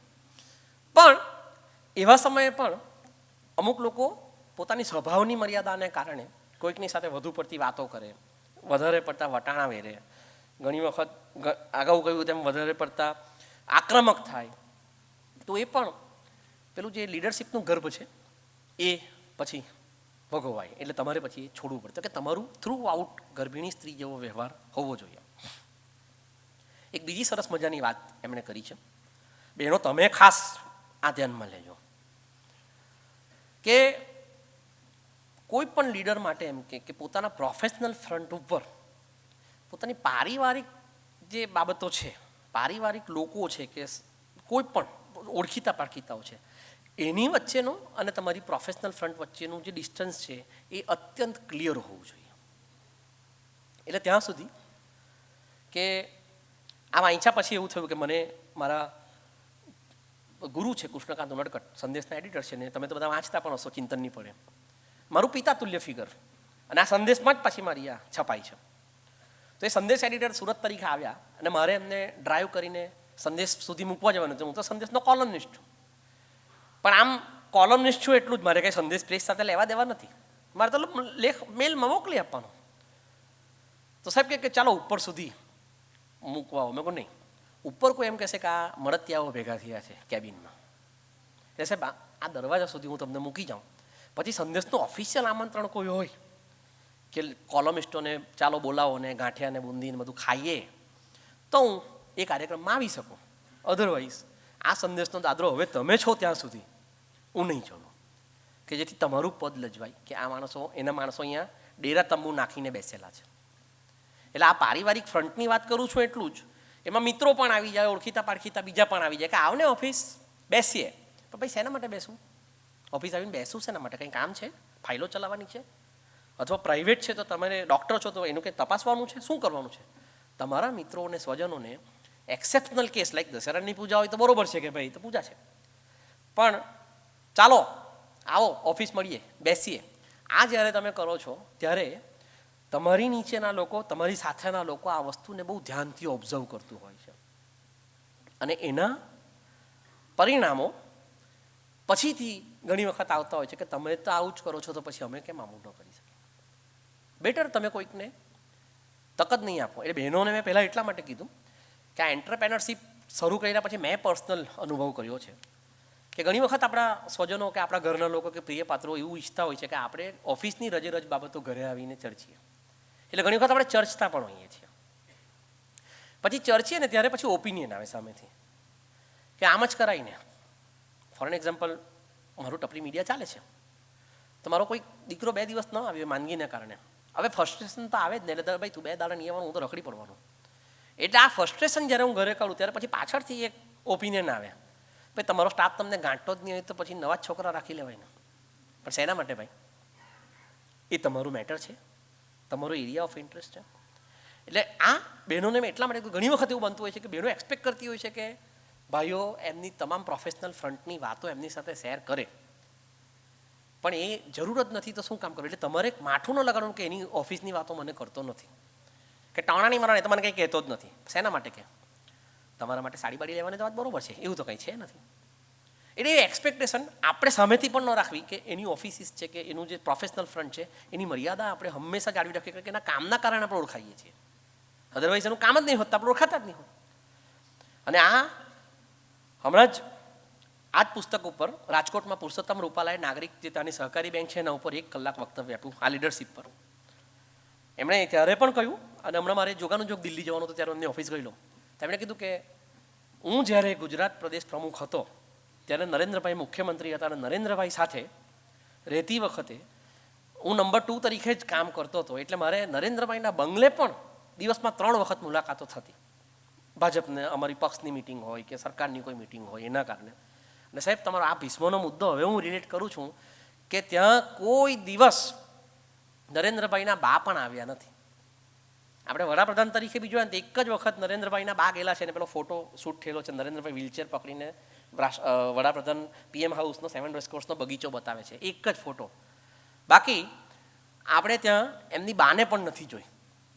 એટલે એમ કે આ ખરી વાત છે કે તમારા નજીકના લોકોને તમારે તમારા પ્રોફેશનલ ફ્રન્ટથી દૂર જ રાખવા, એ ભેળસેળ જ નહીં કરવી કે જેથી ઘરના પ્રશ્નો ઓફિસમાં આવે અને ઓફિસના પ્રશ્નો ઘરમાં જાય, તો જ તમે સફળ લીડરશીપ કરી શકો. ઘણી વખત એમ થાય કે આ મુદ્દો એટલો બધો મહત્વનો થોડો છે, પણ એ તમે જેમ જેમ પદમાં ઉપર જાઓ છો, કારણ કે તમે નાના પદો પર હો છો ત્યારે આ પ્રશ્નો જ નથી આવતા. પ્રશ્નો ઊભા થાય છે જ્યારે તમે મોટા પદો પર કામ કરો છો, તમે વધારે સમય ઓફિસમાં આપો છો, તમે વધારે સમય સરકારને આપો છો, તમે વધારે સમય તમારા કામને આપો છો, ત્યારે જો આ બધી વસ્તુનું સમૂહ મેળો થતો હોય તો ઘણા બધા પ્રશ્નો સર્જાતા હોય છે. ક્રાઇસિસ મેનેજમેન્ટ પર બી વાત કરવાની છે મારે, પણ ભીષ્મની એક બીજી નાનકડી વાત અટાયર્સ બાબતે મને કરવાનું મન થાય છે. ભીષ્મએ લીડરને કીધું છે કે તું લીડર છે, તું રાજા છે, એટલે જ્યારે તું કોઈકની સમક્ષ ઊભો થાય અથવા ઊભો રહે ત્યારે એક અમુક પ્રકારનો તામઝામ રાખવો. તામઝામ રાખવાની વાત કોઈ કરે એવું બને? અને એ વાત સાચી જ છે કે હમણાં જો કોઈ મંત્રી ત્યાંથી નીચેથી ઉતરે ને તો આપણે કદાચ એને આઈડેન્ટિફાઈ બી નહીં કરીએ. અને ઘણી વખત એવું થાય ને કે આપણે એને બેસવાનો પણ વિવેક નહીં કરીએ. નિર્મલા સીતારામન સાથે થયેલું તમે જો કોઈ જોયું હોય તો, કે નિર્મલા સીતારામન જ્યારે દિલ્હી મેટ્રોમાં જતા હતા 2 વર્ષ પહેલાં, એ ફોટોશૂટ જ હતું, પણ હું દિલ્હી મેટ્રોમાં જાઉં છું એમ કરીને, તો કોઈ આઈડેન્ટિફાઈ જ નહીં કર્યા કે આ નિર્મલા સીતારામન છે. એના કારણે થયું એ કે દેશના નાણામંત્રીને કોઈ જગ્યા ના આપી, એ પણ ત્યારે જ્યારે મેટ્રોમાં તો અડધો સીટ મહિલાઓ માટે રિઝર્વડ હોય છે અને ત્યાં પુરુષો બેઠા હતા, એટલે કાયદેસર જગ્યા મળી શકે. તો કે અમુક પ્રકારની તામઝામ કે ભાઈ હમણાં આવું થાય ને કે ભાઈ પછી પાછું એવું બી ને કે તામઝામ એટલે પછી તમે એ ગાડીઓના કાફલા લઈને ફરો ને તમે, પણ એક ગરિમા હોય છે કે સાહેબ નીકળ્યા છે, સાહેબ આવે છે, એવું કેવડાવવું તમારી ઓફિસ પાસે જ તમારી એક વસ્તુ કેવડે કે સાહેબનો આટલા સમય થશે. અને એવું નથી કે તમે સ્ટાફ અપોઇન્ટ નથી કરી શકતા આ માટે, તો તમે જાતે એક તામઝામ ઊભો કરો કે ભાઈ મારા આટલા નિયમો છે, હું અહીંયા તમારી વ્યાખ્યાનમાળામાં આવીશ, પણ તમે જો કહો છો 7ના ટકોરે ચાલુ થશે તો હું 7મા પાછળ ત્યાં હાજર રહીશ. પછી તમે જો 7:15 કરશો તો હું નીકળી જઈશ. એક ફની કિસ્સો છે લીડરશીપ પરથી મને યાદ આવ્યો. મોરારજીભાઈ વડાપ્રધાન પદેથી પછી રિટાયર થયા અને મુંબઈમાં રહેતા હતા. તમારા વલસાડના બધા અનાવિલોને થયું કે ચાલો હવે મોરારજીભાઈનો સત્કાર સમારંભ યોજીએ. એટલે વલસાડમાં કાર્યક્રમ રાખ્યો. એક તો મોરારજીભાઈને કન્વિન્સ કરવાના જ ભારી કે ચાલો, કન્વિન્સ થયા. એટલે ગાંધીયન સ્ટાઇલમાં મંચ પર બધા બેઠા નીચે, અને જે એન્કર હતા એ વારાફરતી બધા, કારણ કે પ્રમુખ છેલ્લે બોલતા હોય એટલું છે, બાકી બધા જે સંસ્થાના લોકો એ પહેલાં બોલે, મોરારજીભાઈ કાર્યક્રમના પ્રમુખ હતા, એટલે છેલ્લું વક્તવ્ય હતું. એટલે એક તો ઇરિટેટેડ હતા, કારણ કે બધાએ એટલું મોરારજીભાઈ પોતાના વિશે નથી જાણતા એટલી વાતો પહેલા લોકોએ કરી. મોરારજીભાઈ હા મારા વિશે હું તો આ બધું જાણતો જ નથી. એમાં ઉશ્કેરાયેલા હતા. એમાં એનાઉન્સર એમ કીધું કે હવે આપણે જેની ઉત્સુકતાથી રાહ જોતા હતા એવા આપણા પૂર્વ વડાપ્રધાન શ્રી મોરારજીભાઈ દેસાઈ આપણી સમક્ષ 2 શબ્દો રજૂ કરશે. એટલે મોરારજીભાઈ આવ્યા અને નહીં બોલું એમ કરીને નીકળી.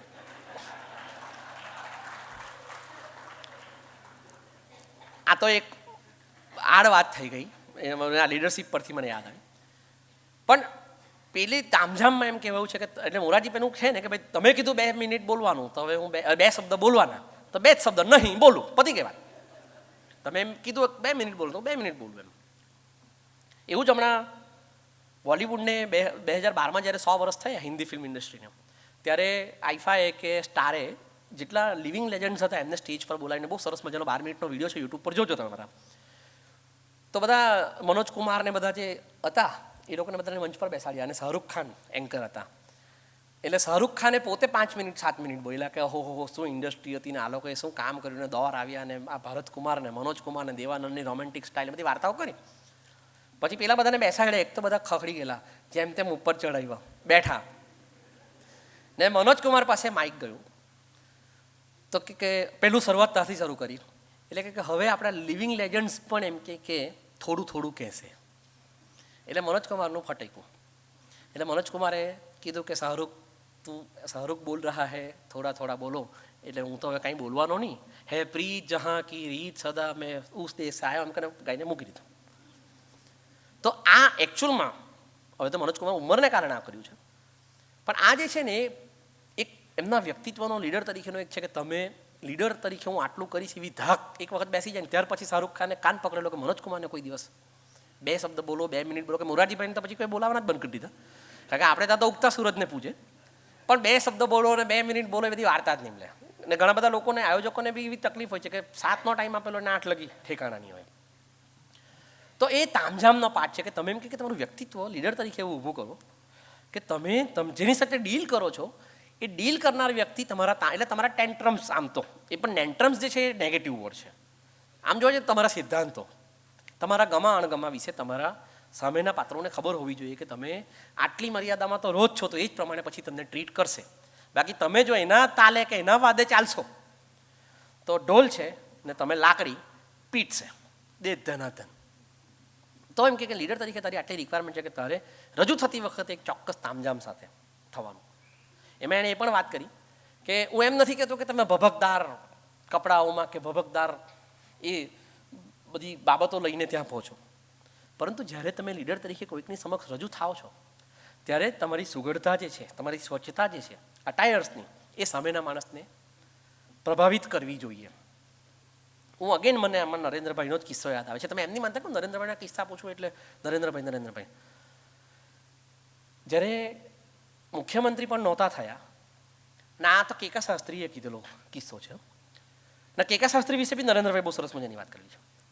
તો જ્યારે પ્રચારક તરીકે કામ કરતા હતા ત્યારે એમ તો આ લોકોને તો કોઈ ઘર બહાર તો હોય નહીં, કોઈ પણ સંઘના જે નેતાઓ એમને ત્યાં રોકાય અથવા પછી કોઈ ઓળખાણ હોય તો પછી સર્કિટ હાઉસમાં રોકાય કે આ રીતે સંઘના પ્રચારકો રહે. નરેન્દ્રભાઈ પાસે ત્યારે એક થેલી પ્લાસ્ટિકની, એ પ્લાસ્ટિકની થેલીમાં 2 પાયજામા અને 2 કુર્તા, જેમાંનો એક પહેરેલો હોય ને એક પાયજામો અને એક કુર્તો થેલીમાં હોય. હવે આ તો સંઘની એમનું જે પ્રચારની જે એમની ભૂમિકા હતી એ ફરવાની હતી, એટલે એક નગરથી બીજે નગર, એક જગ્યાથી બીજે જગ્યાએ જવાનું હોય. તો કે નરેન્દ્રભાઈને એવી આદત હતી કે નવા પહેલાં જે જગ્યા પર રોકાયો હોય તે જગ્યા પર કે મને એક વાડકીમાં ગરમ પાણી આપજો. એટલે વાડકીમાં ગરમ પાણીની વ્યવસ્થા કરાવે અને પછી પોતાનો જે કુર્તો એ કુર્તા પર ગરમ પાણીની વાડકી ફેરવે. એટલે કે જો ચોડાઈ ગઈ હોય તો પેલી આ બધી સળ જે છે એ દેખાય નહીં અને કુર્તો સુઘડ લાગે. બહુ નાની વાત છે.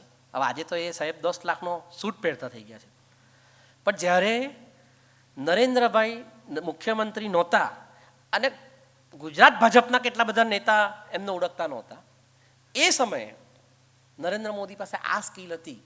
ત્યારે એને ખબર નહીં હશે કે હું વડાપ્રધાન થવાનો છું, પણ વડાપ્રધાન થવાના જે બી હતા એ આ નાના એફર્ટમાં રોપાઈ ગયેલા હતા કે એ માણસ સંઘના પ્રચારક તરીકે તો પ્રચારક તરીકે પણ જ્યારે કોઈની સમક્ષ રજૂ થાય ત્યારે ચોક્કસ અટાયરમાં ચોક્કસ સુગડતા સાથે જ રજૂ થાય, જેને કારણે સામેનો માણસ એની વાત સાંભળે કે ન સાંભળે પહેલાં એને એક્સેપ્ટ કરે. કારણ કે આપણી એ કહેવત છે ને, first impression is last impression. તમે જ્યારે વાક કળા તો બહુ પછી આવે છે, અને આજે તો અમે અહીંયા વોકેશનલ સેન્ટરમાં ફર્યા તો વાક કળા તો દૂરધાણી લાગે મને. જ્યારે આમના વિદ્યાર્થીઓને અમે જોતા હતા અને જે બેરામૂંગા વિદ્યાર્થીઓ કામ કરી રહ્યા હતા ત્યારે મને એમ થતું હતું કે આ વાંચા કોઈ કામની નથી.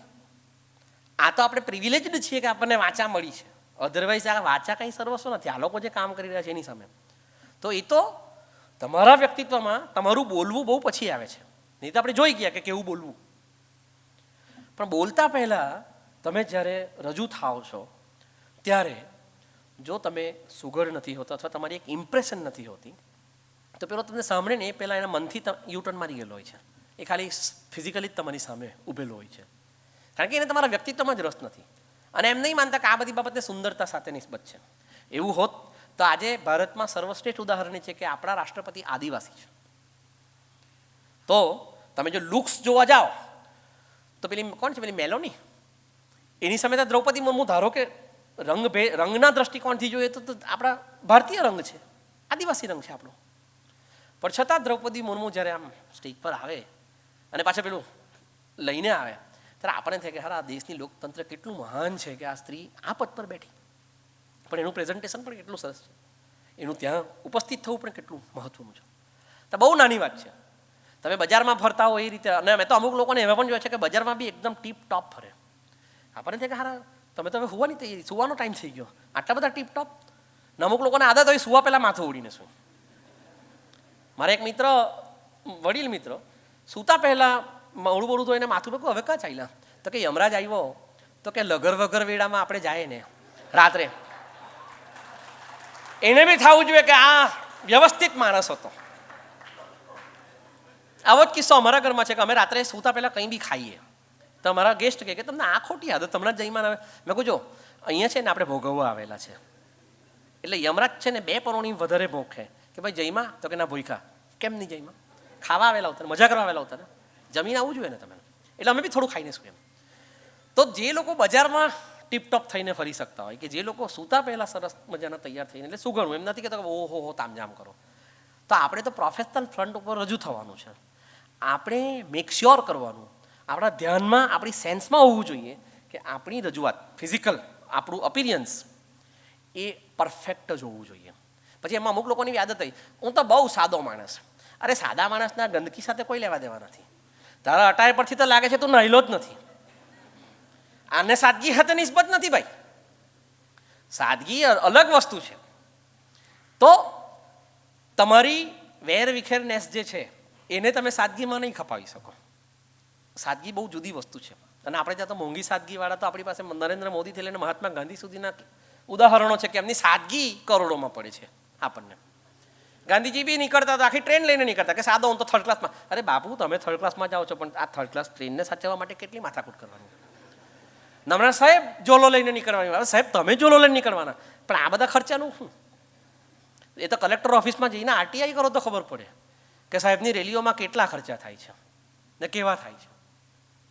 તો આ પ્રેઝન્સની વાત થઈ. હવે હજુ વ્યસનની એક નાનકડી વાત કરું. કેટલા વ્યસન હોઈ શકે?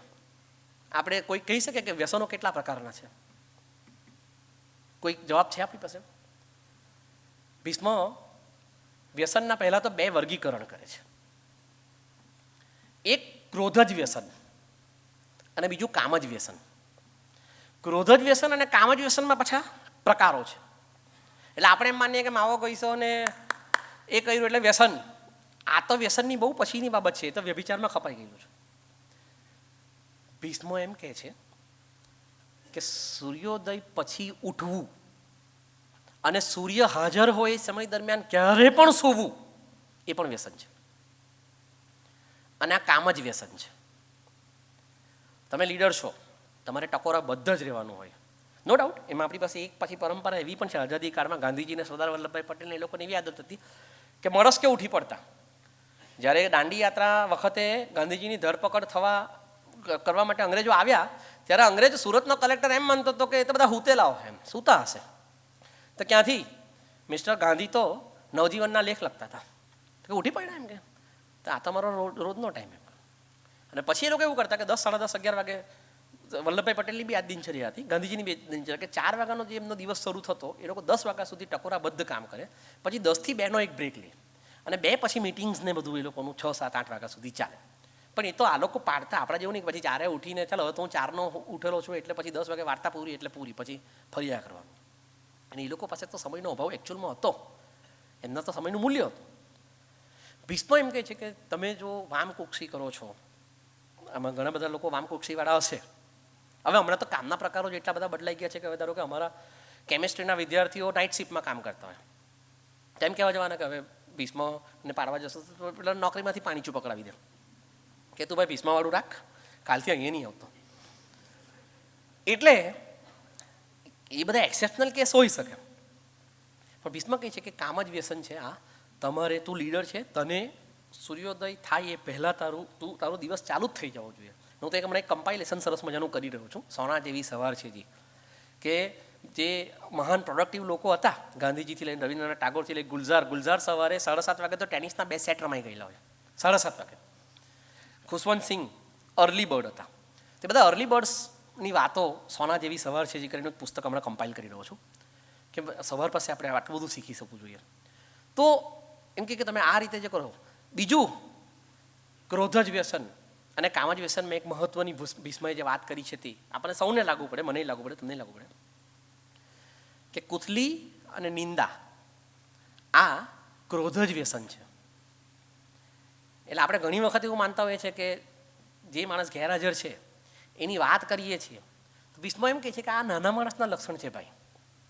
પહેલી વસ્તુ તો નર્મદની જેમ ડગલું ભર્યું કે ના હટું છાટીએ કે ને કાણાને કાણો કે તાકાત હોય તો, પણ જો તાકાત નથી તો હવે કાણો જતો રહ્યો પછી કોઈને નહીં કહેવાનું કે શેના માટે કહેવું જોઈએ. અને એટલે ભીષ્મ એમ કહે છે કે એ હું એ કહેતો જ નથી કે આ કેટલું યોગ્ય છે કે કેટલું અયોગ્ય છે. મારું કહેવું એ છે કે નિંદા કે કુથલી એ લીડર એટલે જે મહાન થવા માટેની દિશામાં ગતિ કરી રહ્યો છે એને નહીં શોભે. એના વર્તનમાં, એના પર્સનાલિટીમાં કુથલી કે નિંદા હોવી જ નહીં જોઈએ. એ ડિફર થાય ને તો એ ડિફર થાય તો એક ક્ષણ એનું ડિફર કહી દો કે મને આ મુદ્દે નથી ફાવ્યું, પણ એ ગયા પછી નહીં. અમે હમણાં જ સાહેબ સાથે આવતા હતા ત્યારે વાત કરતા હતા કે ઓલિમ્પિકમાં જે રેસ દોડતા હોય છે જે લોકો અને લીંબુ ચમચીમાં જે દોડતા હોય છે, આ બેમાં ફરક શું છે ખબર? ઓલિમ્પિકમાં જે વિજેતા હોય, પહેલો નંબર, બીજો નંબર અને ત્રીજો નંબર, એમાં પહેલા નંબર અને ત્રીજા નંબરની વચ્ચે મિલિસેકન્ડનું અંતર હોય. હા, ફર્સ્ટ અને થર્ડની વચ્ચે મિલિસેકન્ડનું અંતર હોય. એટલે એટલી ચોકસાઈ તમારી પાસે હોય તો જ તમે ઓલિમ્પિકના વિજેતા થઈ શકો. લીંબુ ચમચીમાં દોડવું હોય તો કાંઈ વાંધો નહીં, પડ્યું ઊંચેકું પહોંચ્યા. પણ તમારે જો લીડર તરીકે સફળ થવું હોય, અને સફળતાની વ્યાખ્યા એટલે ખાલી પૈસા કમાવા કે ખાલી પદ મેળવવું કે ખાલી સોસા કરવા કે 5 માણસમાં પૂછાવું, એ કોઈ સફળતા નથી. સૌથી મોટી સફળતા તો એ છે કે વર્ક સેટિસ્ફેક્શન. આજે સાહેબ સાથે વાત થતી હતી તેમ કે મારું પોતાનું ક્લિનિક હતું અમદાવાદમાં, તો હું એ બધું જ બંધ કરીને હું અહીંયા આવી ગયો. કેમ તો કે મને આ કેમ્પસમાં કામ કરતાં જે વર્ક સેટિસ્ફેક્શન મળે છે ને એ વર્ક સેટિસ્ફેક્શન મને મારા પોતાના પર્સનલ ક્લિનિકમાં નહોતી મળતી. તો હવે આ માણસને સફળ ગણવો કે ન ગણવો, મહેશભાઈને સફળ ગણવા કે ન ગણવા, એ સફળતાની બાહ્ય દેખીતી વાર્તાઓમાં નથી આવતું. અને દેખીતી વાર્તાઓમાં તો તમે ગમે એટલું દોડ્યા, બહુ જોયું. હવે ફેબ્રુઆરી બેસી ગયો, માર્ચ ચાલુ થવાનો એટલે હવે એસી ચાલુ થઈ જશે, જૂન લગી ચાલવાના છે એસી આપણા ઘરમાં. 18 પર એસી હશે ત્યારે પણ અહીંની બળતરાને ઠંડક મળે છે ભાઈ. તો એસી તમે કમાયું છે, જે પેલી બાહ્ય સફળતા છે. પણ એસી ચાલે છે ત્યારે અહીંયા જે બળતરા થાય છે ને એ સેટિસ્ફેક્શન છે, એ સંતુષ્ટિ છે. અને એ મહત્વની સફળતા છે કે રાતના માથે લગી ઓઢીને હોઈ ગયા એટલે હોઈ ગયા, સવારે ઢોલ પીપી વગાડે ત્યારે ઉઠવું પડે કે ઓહો સવાર થઈ ગયા. તો ભીષ્મ એમ કહે છે કે તમારી પાસે આટલી સંતુષ્ટિ પણ તમારા એમાં હોવી જોઈએ. એટલે સફળતા તમારી માપદંડો બહુ બધું જુદા જુદા છે. તો કુથલી એમ કે જ્યારે તમે કરો છો, તમે નિંદા કરો છો ત્યારે તમારી પાસે તમારી સંતુષ્ટિથી, તમારી સફળતાથી, કારણ કે તમે એમ કે જે 140 કરોડ છે તેમાંનો જે એક પાર્ટ બની જાઓ છો, અને કોઈ તમને ઓબ્ઝર્વ કરતું હોય કે ન કરતું હોય. અંગત ઉદાહરણો આપતી વખતે મને થોડોક શોખ થાય છે, પણ મને થાય કે અંગત ઉદાહરણો કનેક્ટ કરતા હોય છે, સાયકોલોજીકલ બાબત છે, એટલે અંગત ઉદાહરણ આપવાનું મન થાય. મારા ગુરુ આસુ પટેલ, અને મુંબઈમાં બહુ સારા પત્રકાર, રિપોર્ટર હતા. એક વખત અમે બોમ્બે પ્રેસ ક્લબથી રાત્રે નીકળ્યા 2:30 વાગે, અને અમે બોરીવલી કાંદીવલી આવી ગયા હતા. મલરપાર્લાનો કોઈ વિસ્તાર હશે, અને રાત્રે 2:30 વાગે સિગ્નલ ચાલુ, અને રેડ સિગ્નલ. નાસુભાઈ ગાડી ઊભી રાખી. હવે આપણે તો ગુજરાતથી ગયેલા, આપણે તો ચાલુ સિગ્નલમાં સાંજે 4 વાગે બી સિગ્નલ નહીં પાડે. તો આકા રાત્રે 2:30 વાગે તો આપણા અભ્યાસક્રમમાં જ નહીં આવે આ બાબતો. તો મેં કીધું સાહેબ હંકારી દો ને, કોણ જોયું છે? ને આ તો એ સમય હતો કે જ્યારે સીસીટીવી ફૂટેજ નહોતી, હવે તો ચાલાન આવી જાય છે. તો કે ના અંકિત, એક વસ્તુ તું પણ યાદ રાખજે કે તમને જોતું હોય અને ત્યારે જે આચરો ને એ દંભ છે, અને કોઈ તમને નથી જોતું ત્યારે જે આચરો છો એ તમારું જીવન છે. અને આ ભીષ્મની આ નિંદા કુથલીવાળી વાતમાં પણ લાગુ પડે છે. આપણે બધા એમ જ કહેતા હું બહુ સારો માણસ, આપણે તો કોઈ દિવસ ખોટું કર્યું જ નહીં. એ પણ ભાઈ દંભ જ છે, આ કોટલી જ છે. તું એ સારું કર્યું કે નહીં સારું કર્યું સર્ટિફિકેટ તું હું કેમ લઈને ફરે? સામે વળેને આપવા દો ને.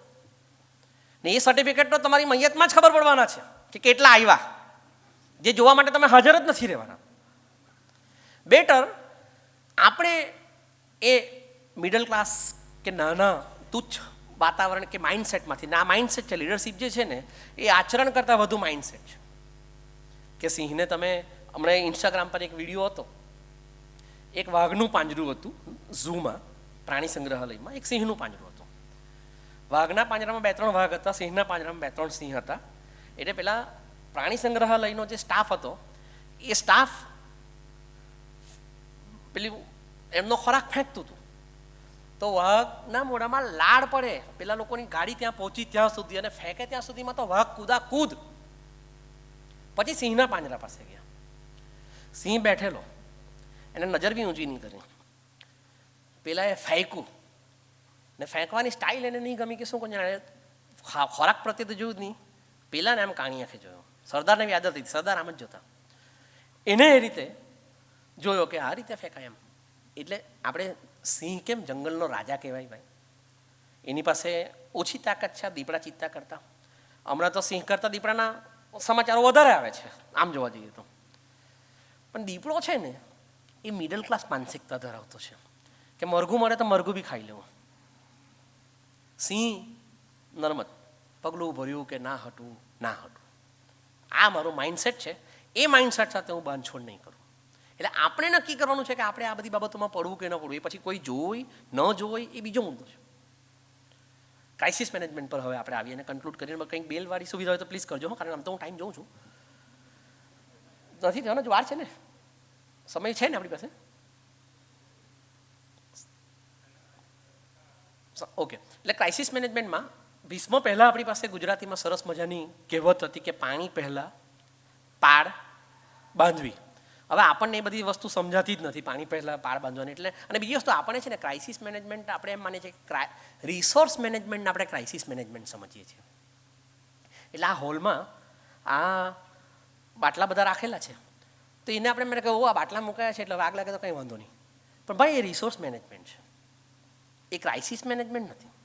એ તો હમણાં ધારો કે કંઈ થાય તો તમે કેટલી ત્વરાથી આ ભીડને બહાર કાઢી શકો છો, કોઈને પણ વાગ્યા પૈડા આખરડા વિના. એ જે છે એ ક્રાઇસિસ મેનેજમેન્ટ છે. હવે આકસ્મિક બાબતોમાં તો ક્રાઇસિસ મેનેજમેન્ટને તમે ગણી જ ન શકો. જે લોકો એમ કહેતા હોય ને કે મેં ક્રાઇસિસ મેનેજમેન્ટ, કારણ કે આકસ્મિક બાબતો એટલી બધી આ લોકોએ તો ભૂકંપથી લઈને બધી જ વસ્તુ જોઈ છે. એમાં કોઈ ક્રાઇસિસ મેનેજમેન્ટના કંઈ મેનેજમેન્ટના થોથા કામ આવે? ભીષ્મય કામ ન આવે. એ તો ઓન ફિલ્ડ જે સ્થિતિ છે, સ્થિતિને તમારા અવેલેબલ રિસોર્સિસમાંથી તમે કઈ રીતે રસ્તો કાઢો છો એના ઉપર છે. અને આ પણ એક લીડરશિપ સ્કિલ છે જેના વિશે ભીષ્મએ કીધું છે કે તમે મારી પાસે આમ આવશે એટલે હું આમ કરીશ, કે મારી પાસે હમણાં આમ છે એટલે હું આમ નથી કરી શકતો, એ રોદણા રડવું એ પણ મિડલ ક્લાસ વસ્તુ છે. મુદ્દો એ છે કે તમારી પાસે અવેલેબલ રિસોર્સિસમાં તમે કેટલું કરી શકો છો. આ તો ક્રાઇસિસ મેનેજમેન્ટની બહારની વસ્તુ છે. ક્રાઇસિસ મેનેજમેન્ટનો જે મારે મુદ્દો તમને ખાસ કહેવો છે તે એ છે, ભીષ્મ એના માટે આપ ધર્મ શબ્દ વાપરે છે કે આપદ ધર્મ, કે એટલે આપદા સમયનો જે ધર્મ હોય એ. તો કે આપત ધર્મોને સૌથી મોટી રિક્વાયરમેન્ટ એ છે કે તમારી સંસ્થાના જે નિયમો છે, પારાપુરવથી જે ચાલતું આવેલું છે, લોકો જે કરી ગયા છે, આગળ જે કરી ગયા છે, એ બધું કાંઈ નહીં.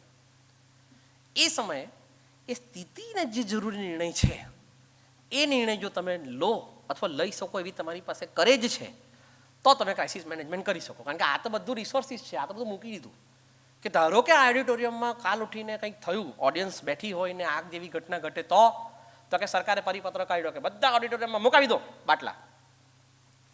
પણ ભાઈ દર વખતે એ બાટલા શોધવામાં કેટલી મુશ્કેલી થાય અને એ કંઈ આપણે બધા ટ્રેન્ડ છીએ એ બાટલામાં કાં ફૂટે ને શું થાય આપણે કંઈ ખબર. પણ આ તો અગેન આકસ્મિક બાબતો છે. ઘણી બધી બાબતો એવી કે પ્રિડિક્ટેબલ પણ હોય છે, પ્રિડિક્ટેબલ ક્રાઇસિસ પણ હોય છે. ખાસ કરીને ફાઇનાન્સના ક્ષેત્રમાં ઘણા બધા લોકો ખબર હશે કે આ પ્રિડિક્ટેબલ ક્રાઇસિસ છે, મંદીઓ પ્રિડિક્ટેબલ હોય છે. તો એ સમયે તમારી જે પરંપરાગત નિર્ણય શક્તિ છે અથવા જે તમારા નિયમો છે એની સાથે બાંધછોડ કરીને એ સમય યોગ્ય, પછી ભલે તમારા માથે માછલા ધોવાય તો કાંઈ નહીં, પણ તમારી પાસે કરેજ છે તો તમે એ ક્રાઇસિસ મેનેજમેન્ટ પ્રોપર કરી શકો. એના માટે સૌથી શ્રેષ્ઠ ઉદાહરણ આપણે એમના કોર્પોરેટમાં કોવિડ વખતે જુઓ કે પહેલાં તો ચાલ્યું, હવે 12 દાડા ને 13 દાડા ને 24 દાડા પછી તો કંટાળ્યા, વાજા વગાડ્યા, થાળી વગાડી, બધું જ કર્યું.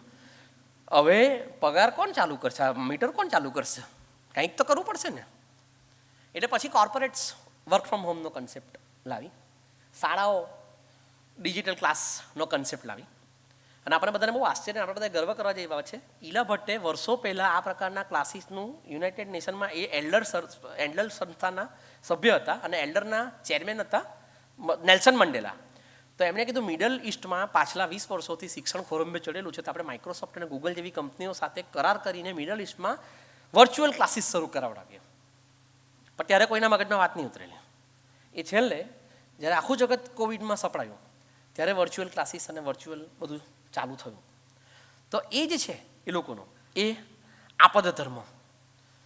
પછી એક બીજો સરસ મજાનો શબ્દ ભીષ્મ વાપરે છે, કાલ જ્ઞાન. કે આવા ક્રાઇસિસના કોઈ પણ સમયે, જે મેં અગાઉ પણ કહ્યું કે તમે જો એમ માનતા હશે ને કે one fine moment, one fine day, એવું કંઈ હોતું નથી. હમણાંની સ્થિતિને જે આપણે ત્યાં રાજકીય ભાષણોમાં કહેવાતું હોય છે કે આપદા મેં અવસર, પણ એ બધા અવસરો કઈ રીતે એ લોકો લેતા હશે એ ખબર નથી, પણ એ આપણને બહુ કામ આવે એવું છે કે ઘણી આપણે કાલ જ્ઞાતા છે કે નહીં, કે હમણાંની સ્થિતિ, ધારો કે આપણી પાસે જે સ્થિતિ આવીને ઊભી રહી છે એ સ્થિતિમાં આપણે બેસ્ટમાં બેસ્ટ, કારણ કે સૌથી મોટી ક્રાઇસિસ મેનેજમેન્ટમાં જો કોઈનો પડકાર આવતો હોય ને તે પડકાર આવતો હોય છે એન્ઝાયટીનો.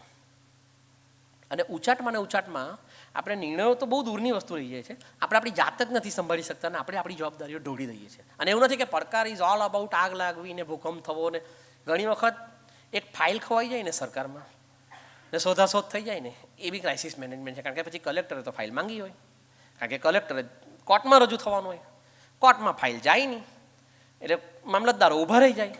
પછી કોર્ટ પૂછે કે ભાઈ તમે પેલું તોડી નાખ્યું મકાન, એ નોટિસ આપેલી કે નહીં આપેલી, એટલે મામલતદાર કહે કે સાહેબ એ જરાક જોવું પડશે. એમ જોવું પડશે, ચાલો આમના પર ખાતા પીકે તપાસ કરો, જાઓ. તો એ ક્રાઇસિસ છે. અને એ સમયે તમે ધારો કે જજની સામે અપિયર થયા છો, તમારી પાસે ફાઇલ છે કે નથી તો ઠીક, એ વિષય તમારા જ્ઞાનનો બી નથી, મામલતદારને ખબર બી નહીં હોય કે આ નોટિસ જારી કરેલી છે કે નથી જારી કરેલી, પણ એ જો જજને કન્વિન્સ નથી કરી શકતો તો એનું કાલ જ્ઞાન છે અથવા જે એનો આપદ ધર્મ છે એ પતી ગયો. આપણે બધાએ વિડીયો જોયો હશે કે હમણાં તાજેતરમાં જ આપણા ચોટીલામાં થયું તો કોર્ટે કીધું તાત્કાલિક અસરથી એ બાંધકામ ચાલુ કરાવો. એ ગેરકાયદેસર કે કાયદેસર છે વાત જ બીજી છે, તોડ્યું કેમ, નોટિસ વગર કેમ તોડ્યું, મામલતદાર પાસે જવાબ નહોતો ને મામલતદાર પર ખાતાકીય તપાસ બેસી ગઈ. તો હવે એ આપદ ધર્મ થયો કે ન થયો, એ ક્રાઇસિસ મેનેજમેન્ટ થયું કે ન થયું, જજ જ બેઠેલા હતા ને, જજને તમે કન્વિન્સ કરી શક્યો. અને મામલતદાર 100% સાચા છે કે સરકારી જમીન જ હતી, સરકારી જમીન પર જ અતિક્રમણ હતું, પણ કન્વિન્સ નહીં કરી શક્યા જજને. એટલે જજ કન્વિન્સ ન થયા એ તો બીજા નંબરની વાત, જજે પરોણી ભોકી ખાતાકીય તપાસ કરો. એક તો બિચારા ઇન્ચાર્જ હતા, મામલતદાર થશે કે નહીં થશે ઈશ્વર જાણે. તો આ અપિયર થતી વખતે આપણે કેટલી કામ લેસ, કારણ કે એ સમયે સૌથી પંચર બી પડ્યું હોય ને આપણી ગાડીમાં તો બી આપણે એટલા બધા ઉછાટમાં એટલી બધી એન્ઝાયટીમાં આવી જાય છે કે હવે પતી ગઈ વાત, હવે આપણે શું કરશું. પણ એ સમયે ધારો કે તમે પાલનપુરથી ઉદયપુર જવા માટે નીકળ્યા અને અંબાજી દર્શન કરતા જઈએ એમ કરીને તમે જાઓ અને અંબાજીથી જે પેલો નાનો રૂટ છે જે ત્યાં અર્બુદાના એરિયામાં પહોંચાડે ને ત્યાં તમારી ગાડી ખોટકાય સાંજના સમયે 8-9 વાગે, તો એ સમયે સૌથી પહેલું શું કરે? એક તો આખો રસ્તો એવો છે કે જ્યાં દૂર દૂર સુધી વસ્તીઓ પણ નથી, ઉછાટમાં આવી જવાય. તો કે એ સમયે પહેલાં તો શાંત થઈને કામ થઈને હવે અવેલેબલ ઓપ્શન્સ કેટલા છે, શું શું કરી શકાય એના ઉપર ધ્યાન આપો. That might be anything. એની કોઈ રૂપરેખા નથી કે એ ટાઈમે તમારે પછી સ્ટેપની કાઢો એને લાગી જ જાઓ, એ ટાઈમે કોઈ નથી. એવું બી બને કે ત્યાં સ્ટેપની પણ જરૂર નથી ભાઈ, ગાડી મૂકી દો ને પહેલો માણસ મળે ને એનો સંપર્ક કરો. હવે એને તમે કઈ રીતે કન્વિન્સ કરો છો એ તમારા પર છે, કારણ કે આપદામાં થોડી કોઈ એસઓપી હોવાની, ક્રાઇસિસમાં કોઈ એસઓપી જ નથી હોતી. પણ એ સમયે તમે સૌથી પહેલાં તમારી જાતને સંભાળીને અવેલેબલ ઓપ્શન્સ વિકલ્પો કેટલા છે એનો, કારણ કે એ વિકલ્પો વડાપ્રધાનના સમય પણ નથી આવતા અને મામલતદારની સમય પણ નથી આવતા. એ વિકલ્પ તમારી જ સમય મુકાય છે કે હું આ સ્થિતિમાં મુકાવું છું તો મારે હવે આમાંથી શું કરવું. એની કોઈ મોડે સેપરેન્ડી જ નથી હોતી. તો મોડે સેપરેન્ડી નથી તો પછી એ કઈ રીતે તમે સમજાવી શકો? ભીષ્મ એક વાક્યમાં કહે છે કે તમારું એ સમયે સૌથી પહેલાં તો શાંત રહેવું, ઉચાટમાં ન રહેવું સૌથી મહત્વનું છે. અને પછી અંડરલાઈન કરવા જેવી વાત એ છે કે આ સમયે ભાગી નહીં જવું. તમે બેઠા છો ત્યાંથી મહિલાઓ સાંસદો આવી રહી છે, આવવા દો, જોઈએ તો ખરા શું થવાનું. કારણ કે સંસદમાં એમ તો કોઈ ગયું નહીં હોય, પાર્લામેન્ટ છે, આપણે તો પાકીટ કઢાવી નાખે. આપણે જો પેલી ઉપર પત્રકાર લોબીમાં બેસવું હોય તો અમસ્તા ત્યાં પહોંચી જાય લોકો. તમારે ત્યાં બેસવાનું હતું. બ્લેમ ગેમ શું કામ કરવી કે સાંસદો આવીને મારવાના હતા? અને એ કંઈ તિકારના સહદેવ હતો ત્યાં તમને કહી ગયેલું કે સાંસદો મારવાના છે. પણ આ કિસ્સો મેં એટલા માટે સાંકળ્યો કે તમે એ સમય જો ત્યાં જ બેઠેલા હોતે ને તો તમારો ક્રિટિસાઇઝ તમે આ સ્થિતિમાં થયા એના કરતાં ઓછા આમાંથી આવો. અને દરેક સ્થિતિ કંઈ હાર જીતની હોતી જ નથી. એટલે તમે ક્રાઇસિસ મેનેજમેન્ટ જ્યારે ઊભા રહો છો ત્યારે એવો કોઈ રિપોર્ટ આપે કે આ માણસે અત્યંત સફળતાપૂર્વક આ કામ પાર પાડ્યું, એવું હોતું જ નથી. નાના મોટા ઉબાડિયા થાય જ, પણ એ ઉબાડિયા થાય ત્યારે તમે ત્યાં કેટલા કરેજથી ઊભા છો. અને અહિંસક આંદોલનો હવે હું મારી પેઢીને એ જ કહું છું કે તમે જ્યારે બંદૂકો મારીને ભાગી જવું તો બહુ સામાન્ય વાત છે. એ કંઈ ક્રાઇસિસ છે, તે તો ઊભી કરેલી ક્રાઇસિસ છે. પણ જ્યારે આતતાઈ સામે ઊભો છે ત્યારે આમ ઊભા રહી જાઓ છો કરેજથી. મારો ચલાવો ગોળી, દેખા જાયગા કેટલાને મારવાના, કેટલી રીતે મારવાના, તો એ કરેજ, તો તમારી વેલ્યુ થાય. ને હમણાં જે ગાંધીની વેલ્યુ થાય છે દુનિયાભરમાં, એ વેલ્યુ ગાંધીની સફળતા માટે થાય કે ગાંધીએ આઝાદી અપાવી. આપણે પણ સંબંધ નથી. આઝાદી તો બહુ મોટું ફલક હતું, એમાં ઘણા બધા લોકો ઘણી બધી રીતે કામ લાગેલા હતા. પણ ગાંધી બીજા કરતાં વખણાયો એટલા માટે કે ઊભો રહી ગયેલો પોત્યું પહેરીને, આવવા દો શું થશે દેખા જાયગા, ઉચકી જશે તો કાંઈ વાંધો નહીં, જેલ ભરો આંદોલન. આખું આંદોલન જ ઊભું કર્યું, જેલ ભરો આંદોલન. આખી દુનિયાને સૌથી મોટો રચનાત્મક વિરોધનો એક કન્સેપ્ટ આપ્યો. હવે હમણાં તમારા બનાસમાં થોડા વખત પહેલાં તકલીફ થયેલી તો બધા દૂધ રસ્તા ઉપર રેડતા હતા. અને મેં એટલી બધી પીડાથી એ સમાચાર લખેલા. મને કે આપણે ગાંધીએ આપણે રચનાત્મક વિરોધની વાત શીખવેલી, આપણે દૂધ રેડીએ છીએ રસ્તા ઉપર. 17.5 વખત આપણને વાંધો છે એ ઇન્સ્ટિટ્યુશન સાથે, 17.5 વખત આપણે એની સાથે ડિફર છીએ. પણ આપણે દૂધ ઢોળવાનું રસ્તા ઉપર, શાકભાજીઓ નાખી જવાની. તો પછી એ પેલી રચનાત્મક વિરોધની જે આપણી વાત હતી, રચનાત્મક વિરોધનો જે કન્સેપ્ટ હતો એ ક્યાં ગયો? એ તો આ વાત છે. પણ મુદ્દો એ છે કે શું આવી કોઈ પણ સ્થિતિ વખત આપણી પાસે ઊભા, જે ભીષ્મએ કીધું છે કે એ સમયે એટલી વસ્તુ ખાસ યાદ રાખવી કે તું લીડર તરીકે નિર્ણય લેવામાં કાચો પડશે ને એની કોઈ ચર્ચા નહીં કરશે.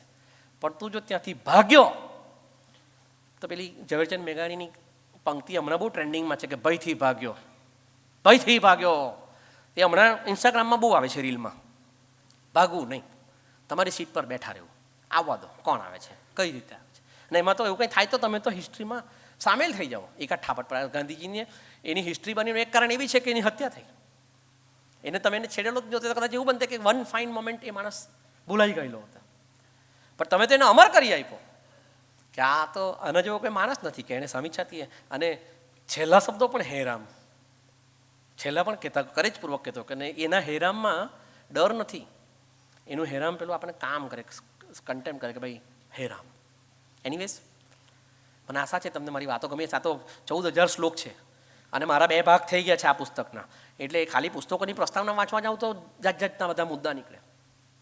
પણ મને એવું લાગે છે કે મારે જેટલી બેઝિક વાતો કરવી જોઈતી હતી ભીષ્મ વે, ક્રાઇસિસ મેનેજમેન્ટ અને લીડરશિપ પર એ કહી છે. હું તમને સૌને સજેસ્ટ કરું છું કે ગીતા પ્રેસ ગોરખપુરનું એના જે અનુવાદો છે ગુજરાતીમાં અવેલેબલ છે એ મંગાવો. 5 વોલ્યુમ લાઈફ સાઇઝના છે, એટલે ધારો કે તમારે ઘરમાં બી મૂકશો ને, બહુ નજીવી કિંમતના છે, એને તમે ઘરમાં બી મૂકશો ને તો સારા મહેમાનો બી કહેશે હા હોશિયાર લાગે છે.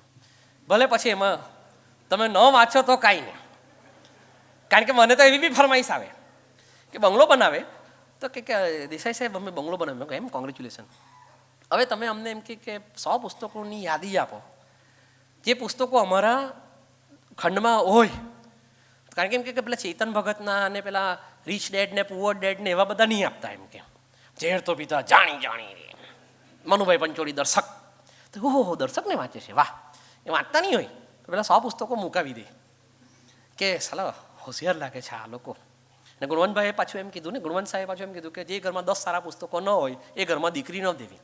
એટલે આપણે તો ગુજરાતીઓ એમાં બી રસ્તો કાઢ્યો, સાહેબ 10 સારા પુસ્તકોની યાદી આપો ને, એટલે તે મૂકી દે, તે દીકરી તો તે બને આવે આપણા ઘરમાં. આ જોક હતો, પણ એ વોલ્યુમ મંગાવજો. હું એમ નથી કહેતો કે મારા લેખો વાંચો કે મારા પુસ્તકો વાંચો, મારા બી એમાં લેખોમાં ક્યાંક તો ઇન્ટરપ્રિટેશન છે શ્લોકના સંદર્ભે. તમને એટલી બધી મજા આવશે, અનુશાસન પર્વ અને શાંતિ પર્વ, અને ખાસ તો નોન ફિક્શનલ વર્ક છે, એમાં વાર્તાઓ આવે છે થોડી થોડી. ભીષ્મ જ્યારે ફ્લેશબેકમાં લઈ જાય છે ત્યારે વાર્તાઓ ઘણી બધી આવે છે, અને વાર્તાઓ પણ બહુ ઇન્ટરેસ્ટિંગ. પણ તમે એમાંથી પસાર થશો ને તો પછી તમે જો ડિસ્પેન્સા, સંદીપ મહેશ્વરી, પછી બીજા આપણા 2-3 ગુજરાતી નામો જે મારે હમણાં ઓન ધ રેકોર્ડ ન જઈ શકે, નોન પાર્લામેન્ટરિયન વર્ડ કહેવાય, તો એ બધી જ બાબતો તમને નાની લાગશે અને તમને થશે કે ભીષ્મ કેટલો મહાન હતો કે 5000 વર્ષો પહેલાં આટલી બધી વાતો કહી ગયો. હું આશા રાખું છું કે તમને મારી વાત ગમી હશે. Thank you so much. અને પાલનપુર શહેરનું હું ઋણી છું કે આ શહેરે મને આ મંચ, જ્યાં દર્શક પણ બોલી ગયા છે, ઉમાશંકર જોશી પણ બોલી ગયા છે, ત્યાં મારા જેવા માણસને તમે આ મંચ પર સાંભળ્યો, તો તમે મારી પાસે શું લીધું કે શું ન લીધું એ તો મને ખબર નથી. અને હું બહુ ક્લિયર છું, હું તમારી સાથે જ્ઞાન વેચવા આવ્યો જ નથી, કારણ કે મારી પાસે જ નથી, પણ હું માહિતીનો માણસ છું, ઇન્ફોર્મેશનનો માણસ છું. તો મને અવેલેબલ ઇન્ફોર્મેશન હતી એ મેં તમને, મને જેટલી યથાશક્તિ, નર્મદ કહેતો યથાશક્તિ રસપાન કરાવ્યો, યથાશક્તિ મેં તમને રસપાન કરાવ્યું છે. આશા રાખું છું કે તમને સૌને ગમ્યું હશે. Thank you so much.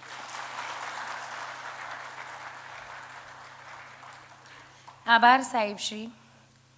શ્રોતાઓની જિજ્ઞાસા જ્યારે મળે છે ત્યારે જ્ઞાન સત્ર સફળ થાય છે. હવે શ્રોતાઓ પૈકી જો કોઈને વિષય અનુરૂપ પ્રશ્ન હોય તો તે પૂછી શકે છે. ગુપ્તા નામ છે મારું, ક્લિનિકલ સાયકોલોજીસ્ટ છું, અને આ પ્રશ્ન ઘણા સમયથી થાય છે અને આ વસ્તુ જોઈ છે. પક્ષ સાથે નિસ્બત નથી, પણ નરેન્દ્ર મોદી વિશે તમે ઘણી બધી વાતો કરી, પણ એક નવા નેતા, ઇમર્જિંગ જે પોલિટિશિયન છે, જેને ઘણા બધા લોકો લાઇક કરી રહ્યા છે, રાઘવ ચડ્ડા, એના મેનેજમેન્ટ, એના ક્રાઇસિસ મેનેજમેન્ટ અને એની લીડરશિપ વિશે આપ શું કહેવા માંગશો? બહુ સારો પ્રશ્ન છે, અને મારું બહુ સરસ મજાનું ઓબ્ઝર્વેશન પણ છે કે ઘણી વખત છે ને રાજકીય પર્સનાલિટી માટે ભારતના બંધારણ કરતાં પાર્ટી લાઈન વધુ મહત્ત્વની થઈ જતી હોય છે. એટલે બંધારણ અને બંધારણીય, કારણ કે તમે લોકતાંત્રિક પ્રક્રિયામાં ગયા છો શું કામ? કારણ કે આખી લોકતાંત્રિક પ્રક્રિયા બંધારણને જ વરેલી છે, બંધારણને જ ઘૂંટણીએ છીએ આપણે બધા. એના માટે આપણે ત્યાં ગયા છે કે બંધારણીય બાબતોનું પાલન થાય કે ન થાય, એ માટે આપણે જનપ્રતિનિધિ મોકલીએ છીએ. પણ નહેરુના કાળથી અત્યાર સુધીમાં કેટલી વખત આપણે ઓબ્ઝર્વેશનમાં આવે છે કે નેતાઓ, પછી એ ભલે ને મિનિસ્ટ્રીમાં ગયા હોય, એ લોકો પાર્ટી લાઇનથી લગભગ કિસ્સામાં ડિફર થતા નથી. બીજી વસ્તુ એ કે ઘણી બધી વખત એવું બનતું હોય છે, ને આપણને તો દેખીતા ઉદાહરણો છે કે જે જ્વલંત પ્રતિભાઓ હોય છે, એ જ્વલંત પ્રતિભાઓ ઘણી વખત તો એટલા માટે આગળ નથી આવતી કે પેલા આગળના જે ઠોકી બેસાડ્યા જ્વલંત હોય એ રિટાયર થાય ત્યાં સુધી જો આમને રિટાયર કરે તો કદાચ એમના પદ જોખમાય. એમાં રાઘવ ચડ્ડા પાસે તો આપણે માનવું જ જોઈએ કે એમણે જે પ્રશ્નો ઉઠાવી રહ્યા છે, જે મેનરમાં વાત કરી રહ્યા છે, અને આજની પેઢીની વાત કરી રહ્યા છે, બહુ સરસ મજાની વાત છે. પણ આમ આદમી પાર્ટીને પણ આપણે સાધુવાદ આપવો જોઈએ કે ન આપવો જોઈએ કે અરવિંદ કેજરીવાલના વ્યક્તિત્વની ચિંતા કર્યા વગર એમણે એમના રાજ્યસભાના સાંસદને પરવાનગી આપી છે કે તમે આવા મુદ્દા ઉઠાવો, ભલે તમે નેશનલ ન્યૂઝ બને, ભલે કદાચ એવું બને કે તમારું પણ કાલ ઉઠીને હોર્સ ટ્રેડિંગ થાય કે રાઘવજી અચ્છે દિન આને વાલે હે, તો ચિંતા નહીં કરતા, બોલો. અને રાજ્યસભામાં તો જો કે આપણે બહુ બ્લેસ્ડ છીએ, આપણી રાજ્યસભામાં એટલા બધા સરસ મજાના પ્રશ્નો પૂછાય છે. અને હમણાં વિનીત મોદીએ રાજ્યસભામાં ગુજરાત અને ગુજરાતીઓ કરીને એક પુસ્તકનું સંપાદન કર્યું છે, તમે બધા ક્યાંકથી મેળવજો અને વાંચજો કે આપણા ગુજરાતીઓએ રાજ્યસભામાં શું યોગદાન આપ્યું છે. પણ રાઈટ, સૌથી મોટી વાત એ છે કે રાઘવ ચડ્ડા એની પાર્ટી લાઈનને ઘૂંટણીએ નથી બેઠા. આમ આદમી પાર્ટીના અમુક મુદ્દાઓ તો છે જ, અને ધારો કે એમણે હમણાં જે ફૂડનો પેલો તો ચાલો માનો કે સામાન્ય માણસનો મુદ્દો હતો કે એમણે 10 મિનિટ્સની જે વાત કરી કે આ મુદ્દો કાઢું, ત્યાર પછી ખોરાકની જે વાત કરી એ આમ જોવા જઈએ એક નીચનો પ્રશ્ન છે. આ પાલનપુરની ગલીઓમાં પાણીપુરી ખાતી બહેનોને તેની સાથે લેવા દેવા જ નથી, છતાં એ મુદ્દો એ નીચ વિશેષ માટે ઉઠાવ્યો. તો એમ જોવા જઈએ તો જે આપણે આમ આદમીની જ વાત કરવી, આમ આદમીના જ પ્રશ્નોની વાત કરવી, એનાથી ડિફર થઈને આગળ ગયા ને. અને બીજી વાત, યંગ પોલિટિશિયન છે, અને એવું નથી કે તમે રાજ્યસભા મળી એટલે ઊભા થઈ ગયા એટલે તમે બોલો છો ને વાત પતી ગઈ. આપણી પાસે રાજ્યસભામાં યાદી તરીકે એવા વક્તાઓ છે જે તૈયારી વગર આવે. રામદાસ આઠવલે રાજ્યસભામાં બેસે છે, તો રામદાસ આઠવલે निर्मला सीतारामन जी ने जो बजट दिया वो बहुत अच्छा दिया પતાવી દે છે. રાઘવ ચડ્ડા હોમવર્ક કરીને જાય છે ઘરે. લીડરનું એ પણ કામ છે કે તમે રાજ્યસભામાં પ્રસ્તુત થાવ. અને એક વાત કરું થોડી, પછી એવું આપણે પ્રશ્ન ઓછા કરીશું. આ નરેન્દ્રભાઈ પાછા અગેન સાંભળું, વડાપ્રધાન થયા પછી સુષ્મા સ્વરાજ ગુજરી ગયા બીજી ટર્મ પછી, તો સુષ્મા સ્વરાજનું બેસણું હતું, અને બેસણામાં નરેન્દ્રભાઈએ આ વાત કરેલી સજળ આંખે કે હું જ્યારે વડાપ્રધાન થયો ત્યારે સૌથી પહેલી વખત યુનાઇટેડ નેશનમાં મારું વક્તવ્ય હતું. તો પ્રોટોકોલ પ્રમાણે વિદેશ મંત્રાલય પહેલાં જાય, અને વિદેશ મંત્રાલય અમને ત્યાંના યુનાઇટેડ નેશનના લોકો છે એની સાથે અમને ત્યાં રિસીવ કરે. પછી એક પ્રોટોકોલ છે કે ગાંધીની પ્રતિમા પાસે ફૂલ અર્પણ કરવાના, અને પછી યુનાઇટેડ નેશનની આગામી બધી પ્રી ઇવેન્ટ્સ હોય એમાં હાજરી આપવાની, અને પછી વક્તવ્ય આપવાનું. તો એ બધી પ્રી ઇવેન્ટ એ બધું પૈતું પછી લેટ નાઇટ ઓલમોસ્ટ 10:30-11:00ની આસપાસ સુષ્મા સ્વરાજે નરેન્દ્ર મોદીને ફોન કરાવ્યો કે કાલનું વક્તવ્ય શું છે ને એમાં કયા કયા મુદ્દા છે. એમ આ નરેન્દ્રભાઈને ઓન ધ રેકોર્ડ વાત કરેલી છે એમના બેસણામાં. તો કે હમણાં તો તાજી ચૂંટણી રેલીઓ કરી 200, 500 બોલવાનું જ છે ને. તો કે ના નરેન્દ્ર, એમાં બી મારા ડિપાર્ટમેન્ટને કે તૈયારી કરી પણ હશે એટલે મારે તો ત્યાં જઈને નરેન્દ્રભાઈ તમને કાલે શું આ યુનાઇટેડ નેશન છે, તમે આખા દેશને રિપ્રેઝેન્ટ કરવાના છો આવતીકાલે, તો તમારે પીએમઓએ તમારું જે ભાષણ તૈયાર કર્યું હશે અને તમને એમ થશે કે એ ભાષણ જ બોલવાનું જ છે, મેં શું મોટી વાત છે એ કરી આવશો, એ નહીં ચાલે. તો કે શું કરવું? તો કે એની તમે હોમવર્ક કરો, તમને ખબર જ હોવી જોઈએ કે મારે, તો તમે ઘણી વખત આડ વાત કરી શકશો, નહીં તો તમે આડ વાત જ નહીં કરી શકો. તો સુષ્મા સ્વરાજે નરેન્દ્ર મોદીને આગલી રાતે પોતાના ઓરડામાં તેડાવ્યા પીએમઓના સ્ટાફ સાથે, અને પોતાના સ્ટાફને બી બોલાવી લીધા, અને એમણે નરેન્દ્રભાઈ આવતીકાલે વક્તવ્યમાં શું શું બોલવાના છે એ તમામ બાબતોથી એમને માહિતગાર કર્યા, અને આમાં આપણે આડ વાત શું શું કરી શકીએ છીએ એની તૈયારીઓ કરાવતા. લીડરનું એ પણ મહત્વ છે કે લીડર થઈ ગયા એટલે ટાઈમ નથી ને પ્રવાસો ચાલી રહ્યા છે એવું નહીં. તમારું ટકોરાબદ્ધ હોમવર્ક પણ હોવું જોઈએ. જો હોમવર્ક નથી તો વન ફાઇન ડે તમે ત્યાંથી ખસી જવાના છો. Thank you.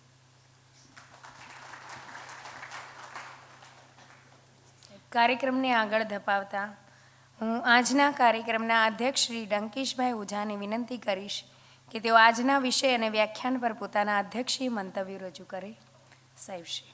મને લાગે છે કે સમય પણ ઘણો ગયો છે, એટલે બહુ ટૂંકમાં વાત કરું તો બહુ સરસ વક્તવ્ય અંકિત દેસાઈએ આપ્યું, અને છેલ્લે એમણે એવું કહ્યું કે હું તો ઇન્ફોર્મેશનનો માણસ છું. એટલે મને ટી.એસ. એલિયટનું કોટ યાદ આવ્યું કે where is the knowledge we have lost in information and where is the wisdom we have lost in knowledge. એટલે ઇન્ફોર્મેશન, નોલેજ અને વિઝડમ આ 3 તબક્કા હોય છે, અને એને ભીષ્મ સાથે પણ સંબંધ છે, કારણ કે ભીષ્મની વાત છે એ શાણપણની વાત છે. ભીષ્મની વાત છે એ શાણપણની વાત છે. યુધિષ્ઠિરને પણ એ સલાહ આપી શકે છે, જ્ઞાન આપી શકે છે, એ આપી શકે છે. તો એ ભીષ્મ, મને તો આ જ્યારે વિષય આવ્યો ને ત્યારે જ મેં એકદમ મને વિચારમાં આવ્યો, મને ખબર જ નહોતી આ વિષય મારી પાસે આવ્યો કે આ વિષય પર અંકિત બોલવાના છે, તો મને તરત વિચાર આવ્યો કે ભીષ્મએ તો દ્રૌપદીના ચીરહરણ વખતે મૌન રાખેલું, આપણે બધા જ જાણીએ છીએ. તેમ છતાં એ ભીષ્મ એ શકુની કે કૈકેયી કે દુશાસનની જેમ હેટેડ પાત્ર નથી. બોલો એનું શું કારણ હશે? એ મને વિચાર આવ્યો કે એના પ્રત્યે આપણે હેટ્રેડ નથી, એના પ્રત્યે આજે આપણે બધા જ વાત કરીએ પણ અનહદ માન છે. ભીષ્મ બોલીએ એટલે આપણને એમના પ્રત્યે આ બહુ જ મોટા વડીલ અને જ્ઞાની પુરુષ, અને જેણે એમ કે આ આજ્ઞા બ્રહ્મચર્ય પાળ્યું, એને પિતાનું વચન પાળ્યું, એ બધી પોઝિટિવ વાતો યાદ આવે છે. પેલી વાત છે પણ આપણે એની ક્રિટિસાઇઝ બહુ નથી કરતા, બાજુ પર તો નથી જ મૂકતા. તો ભીષ્મની વાત જે આખી છે તેનું પ્રભાવી વ્યક્તવ્ય જે લીડરશિપની વાત છે એ કદાચ આપણા મનની અંદર બરાબર બેસી ગયું છે કે એનું જે બ્રહ્મચર્ય અને પ્રતિજ્ઞા પાલન, આ બે બાબતો, કે પિતાને કારણે એને કહ્યું કે ભાઈ હું તો રાજ સિંહાસન પર બેસીશ જ નહીં અને રાજ્યની સાથે રહીશ પણ સિંહાસન પર નહીં, અને બ્રહ્મચર્ય, નૈષ્ઠિક બ્રહ્મચર્ય. તો આ ભીષ્મનું જે કેરેક્ટર છે ને એ લીડરશિપની અંદર મહત્ત્વની વાત એ છે કે તમે જો એવા 2-3 ગુણો કેળવો તો બાકીનો જબરજસ્ત જાય. દાખલા તરીકે ગાંધીએ માય હિમાલયન બ્લન્ડર, મેં હિમાલય જેવડી ભૂલ કરી એવું ગાંધીએ કહ્યું જ્યારે હિંસા થઈ ગઈ અસહકાર આંદોલનમાં. આમની હિમાલય કરતાં મોટી ભૂલ કહેવાય ભીષ્મની તો, કારણ કે એક મહિલા અને રાણી એને આવી રીતે જાહેરમાં બધું થાય અને he could not do anything, અને છતાં ભીષ્મનું પાત્ર આપણે ટીકા પાત્ર બનાવીએ, ક્યારેક સમીક્ષા કરીએ પણ એના પ્રત્યે ઘૃણા નથી કરતા. એટલે એ બહુ મહત્ત્વની વાત મને તે વખતે વિચારમાં આવી. બીજી વાત એ છે કે આપણે ઘણી બધી વાત કરી, ઘણા બધા મુદ્દાઓ છે પણ 2-3-4 મુદ્દાની હું વાત કરું તો લીડરશિપ એટલે શું, નેતાગીરી, આપણે બધા લક્ષણો બહુ સરસ ગણાવ્યા અને ગીતા પ્રેસની પણ વાત કરી. આપણે ત્યાં તો સસ્તું સાહિત્ય, ભિક્ષુ અખંડાનંદજી કંઈક હિમાલયની યાત્રા પર જતા હતા અને મુંબઈની અંદર કોઈક સામો એક માણસ મળી ગયો. એને ભિક્ષુને ઓળખતા નહોતા, એને ખાલી એવું પૂછ્યું કે નાની ગીતા મારે જોઈએ છે, ક્યાં મળે, આમ કે નાનો ગુટકો સસ્તામાં ક્યાં મળે. તો ભિક્ષુ અખંડાનંદના મનમાં તરત લાઇટ થઈ ગયું, ઓ હું આ ત્યાં હિમાલય જવાની વાત કરું પણ લોકોને આ જોઈએ તે તો છે નહીં, એ મારે આપવું જોઈએ. તો હી ડિડન્ટ ગો ધેર અને સસ્તું સાહિત્ય એને શરૂ કર્યું. સાહેબ આપણે ત્યાં જેમ ગીતા પ્રેસની વાત છે ને, આપણું સસ્તું સાહિત્ય જે છે અખંડાનંદ મેગેઝિન આજે પણ નીકળે છે, એણે એટલા બધા આ બધા ધર્મગ્રંથો ને ઉપનિષદો ને માઇથોલોજીકલ બધા જ અને ભજનો ને કથાઓ ને આખ્યાનો ને બધું જે પ્રગટ કર્યું છે એ ખરેખર બહુ મોટી વાત તે આવી રીતે શરૂ થઈ. તો લીડરશિપ જો એને તરત જ સૂઝ્યું ભિક્ષુ અખંડાનંદ લીડર છે કે નહીં એનો સવાલ નથી. આજે આપણને લાગે કે ના તો આના લીડર હોવો જોઈએ, લીડરના ગુણ હોવા જોઈએ, તો એ માણસે પેલું મોકૂફ રાખ્યું અને આ શરૂ કર્યું. મને ભીષ્મ શબ્દ સાંભળવાની સાથે ભીષ્મ શાહની યાદ આવ્યા. મોટે ભાગે ભીષ્મ નામ લોકો રાખતા નથી, ભીષ્મ નામ ભાગ્યે જ જોવા મળે છે. અને તમસ સિરિયલ અને બલરાજ શાહની પણ તમને યાદ આવી જાય. પણ મારે 2 વાત એ કરવી છે કે એમને એલ્ડર્સની વાત કરી, ઈલાબેન ભટ્ટ જે ઇન્ટરનેશનલ લેવલે નેલ્સન મંડેલા બધાને, એ બધા તો સત્તા ભોગવીને પછી એલ્ડર્સ બનેલા હતા. ઈલાબેને કોઈ દિવસ સત્તા એવી ભોગવી જ નથી. જુઓ તમે, ઈલાબેન કોઈ દિવસ એમાં એ રીતે ગયા નથી અને છતાં એલ્ડર્સની અંદર એમનો એટલું બધું હતું. બિલ ક્લિન્ટન, જો ઘણાને યાદ હશે કે અમેરિકન પ્રમુખ બિલ ક્લિન્ટન જ્યારે ભારતમાં આવ્યા ને ત્યારે મનમોહનસિંહ હતા. તો મનમોહનસિંહને કહે છે કે ભાઈ તમે જરા સહેજ બાજુ પર જાઓ ને, મને ઈલાબેનને મારી જોડે બેસવા દો, મારે એની જોડે વાત કરવી છે. વિચાર કરો. અને આ ઈલાબેન વિશે મને બહુ દુઃખ એ થાય છે કે અમારા સ્પર્ધાત્મક જે બધા ઉમેદવારો હોય છે ને એમને ઈલાબેનની ખબર જ નથી હોતી. અને આપણે ગુજરાત પણ ઈલાબેન ભટ્ટ વિશે ભાગ્યે જ કંઈ જાણીએ છીએ, બહુ ઓછું જાણીએ છીએ. સેલ્ફ એમ્પ્લોયડ વિમેન્સ એસોસિએશનની જે આખી વાત છે, માઇક્રો ફાઇનાન્સની વાત, જે હમણાં પેલા બાંગ્લાદેશના ભાઈ આપણા મોહમ્મદ યુનુસ, તો એ બધી વાત એને એટલી કરીને મજાની વાત એ છે કે આપણે બેંકોના બધા ગોટાળાની વાત કરીએ છીએ ત્યારે ઈલાબેને લખ્યું કે મેં નાની નાની શાકવાળી અને પેલા કાગળ વીણનારી બહેનોને લોન આપી તો એનો રિટર્ન રેશિયો 98.5%. હવે બેંકોનો જ નથી, બધા આપી જાય છે, કારણ કે નાનો માણસ છે ને એને પાછું આપવાની વધારે ચિંતા છે, મોટા માણસોને ભાગી જવાની ચિંતા છે. એટલે આવા માણસો વિશે આપણે ઓછું જાણીએ છીએ. અને વરિષ્ઠ નાગરિકો આપણે જે વાત કરીએ છીએ આજે, આપણે વરિષ્ઠ સિનિયર સિટીઝનની બહુ મોટી વાતો કરીએ છીએ, પણ સિનિયર સિટીઝન એ it is not only age, it is experience and guidance. અને તમે જે વાત કરીને એટલે મને ઘણા બધા મારા પર્સનલ અનુભવો અને બધું બહુ યાદ આવે છે. પણ એમાંની થોડીક વાત હું કરું લીડરશિપની બાબતમાં, તો મને સૌથી પહેલાં યાદ આવે છે કે ચિમનભાઈ પટેલ. જો તમે લીડરશિપના ગુણો શું હોય, Chimanbhai Patel most hated politician in Gujarat. જો યાદ હોય તો નવનિર્માણ 74નું ચિમનભાઈએ પોતે કહ્યું છે કે હું જ્યારે સિદ્ધાર્થ ગાડી ચલાવતો હોય અને હું બાજુમાં બેઠો હોઉં ને અમે એમ કે નીકળીએ શ્રેયસ પાસેથી, પોલીસવાળું કે સાહેબ પાછા જાઓ ને, તમારી ઠઠી આગળ બાળે છે ને તમારી કાર સલામત નથી, તો હું પાછો આવતો રહું. મારો માળી જતો રહેલો, ડ્રાઈવર જતો રહેલો, રસોઈયો જતો રહેલો, એવી એમની સ્થિતિ હતી. એટલા હેટેડ. તમને કદાચ ખબર નહીં હોય, પણ મહિલા મંડળોએ ઠરાવ કરેલા કે બાળક જન્મે તો ચીમન નામ નહીં પાડવું. આ શું આવી વાત નહીં, છાપામાં જોજો. એટલે આટલો એટલે ઘૃણા કઈ હદની હતી. એ ચીમનભાઈએ એવું કહ્યું કે ભલે આજે હું ગાદી છોડું છું, બ્લોક નંબર 1માં 5મા માળે મારું મુખ્યમંત્રીનું કાર્યાલય હતું. ચીમનભાઈએ કહ્યું કે આ કાર્યાલયમાં હું ફરી પાછો આવીશ. I will return to this chair. અને હી ડીડ. જો સાહેબ, લીડરશિપ શું છે એનો ગુણ જોવા જેવું છે. એને નક્કી કર્યું ને 16 વર્ષ પછી 1990માં ચીમનભાઈ ફરી વાર સત્તા પર આવ્યા. આવી શકાય? એની કારકિર્દી ખતમ થઈ ગઈ એવું લાગે. હવે મજાની વાત તમને કહું કે એ છેલ્લો દિવસ ચીમનભાઈ જે બીજે દિવસે ગુજરી ગયા, 90 થી 95માં આવ્યા અને 95 સુધી રાજ ના કરી શક્યા, માંદા પડ્યા. ને આગલે દિવસે સાંજે આવું બનવાનું છે અમને તો ખબર નહોતી, પણ અત્યારે આગલે દિવસે સાંજે એવું કહી શકાય મરવાના. હું ને Shaktisinh, I was working with Shaktisinh Gohil, એ મંત્રી હતા ચીમનભાઈ પટેલની મિનિસ્ટ્રીમાં, હું એમનો PS. અમે 2 જણા ચીમનભાઈ પાસે ગયા અને ચીમનભાઈ વિધાનસભા ચાલુ હતી. એટલે વિધાનસભાના મુખ્યમંત્રીના કાર્યાલયમાં અમે ગયા તો અમે જઈને 2-5 મિનિટ ઊભા રહ્યા. ત્યાં સુધી ચીમનભાઈને ખબર જ નહીં. ચીમનભાઈ એટલા બધા અંદર આમ વ્યસ્ત હતા, નીચું જોઈને કર્યા કરતા. એમની કેબિનમાં ટેબલ પાસે અમે 2 ઊભા રહ્યા, એમનું ધ્યાન નહોતું. અને થોડી વાર પછી એકદમ એમનું ધ્યાન ગયું કે શક્તિસિંહ ક્યારે આવ્યા? તો કે સાહેબ ના, હમણાં જ આવ્યા. અમને એટલે આદરપૂર્વક તો એવું જ કહેવું પડે, એટલે કશું બોલ્યા નહીં. તો કે બેસો. એટલે ચીમનભાઈ શેમાં વ્યસ્ત હતા? રાજ્યસભાની ચૂંટણીમાં ઉમેદવારને કેમ જીતાડવો એની ગણતરી કરતા હતા બેઠા બેઠા. અને એના પોલિટિકિંગમાં બરાબર એટલા બધા ટેન્શન રીડર હતા. એટલે શક્તિસિંહે કહ્યું કે હા, તો કે શું કામ છે, કેમ આવવાનું થયું? તો કહે છે કે સાહેબ એવું છે કે કાલે LAQ આવવાનો છે ને એનો નંબર 1 છે પ્રાયોરિટીમાં. પહેલા નંબરનો LAQ હોય એટલે બહુ ચર્ચા થાય, બીટા પ્રશ્નો પૂછાય. અને સાહેબ એ સરકારને મુશ્કેલીમાં મૂકે એમ છે. જો આ લીડરશિપની વાત હું તમને કરું છું, જો સમજવા જેવું છે. એ પ્રશ્નથી સરકાર મૂંઝવણમાં મુકાય એમ છે એવું શક્તિસિંહે કહ્યું. આરોગ્યનો પ્રશ્ન હતો અમારો. એટલે તો કે તમે શું કહો છો? ચીમનભાઈએ પૂછ્યું શક્તિ. તો કે સાહેબ એ પ્રશ્ન ન પૂછાય તો સારું. તો કે કોણે પૂછ્યો છે? તો કે સાહેબ ભાજપના MLA પૂછ્યો છે, હું એમનું નામ નહીં દઉં. એટલે વિધાનસભા ચાલુ હતી. ચીમનભાઈએ તરત ગોને નામનો પટાવાળો હતો. ગોને નામનો પટાવાળો 7 CM બદલાય પણ ગોને ત્યાં જ હોય. બહુ સરસ માણસ હતો. હા, બહુ બિલકુલ સરસ માણસ, પણ ગોને જ હોય. CM ઓફિસ માધવસિંહ હોય, અમરસિંહ હોય, બધા હતા. શંકરસિંહ અમે હતા, હું એમના CMOમાં હતો ત્યારે પણ ગોને. એટલે ગોને 1 મિનિટમાં વિધાનસભામાંથી પેલા ધારાસભ્યને બોલાવી લાવ્યો અને ગોને તો બહાર જતો રહ્યો. અને પેલા આવીને સાહેબને કહ્યું, સાહેબ વંદન. ચીમનભાઈને કહે છે, કોણ કહે છે? વિપક્ષનો ધારાસભ્ય. ચીમનભાઈ શું કહે છે? ભાઈ તારે કાલે હાજર રહેવાનું નથી.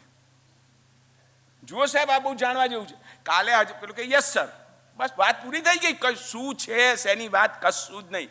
બંને સમજી ગયા અને પેલાએ તરત હા પાડીને જતા રહ્યો. આ જુઓ તમે, એટલે ચીમનભાઈનો કડપ કેવો હશે અને કોઈ કશી ચર્ચા વગર એ કરી દે.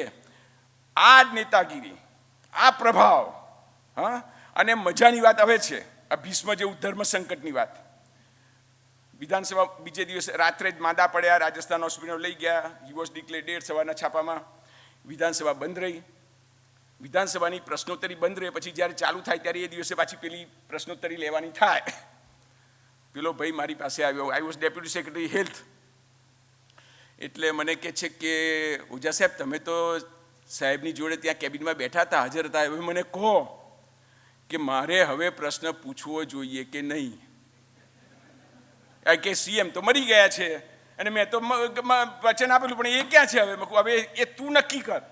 મારા મોડે ના બોલાવ કે તારે શું કરવું જોઈએ. અને ગડમથલના અંતે કહ્યું કે સાહેબ ના, હવે હું હાજર નહીં જરૂર.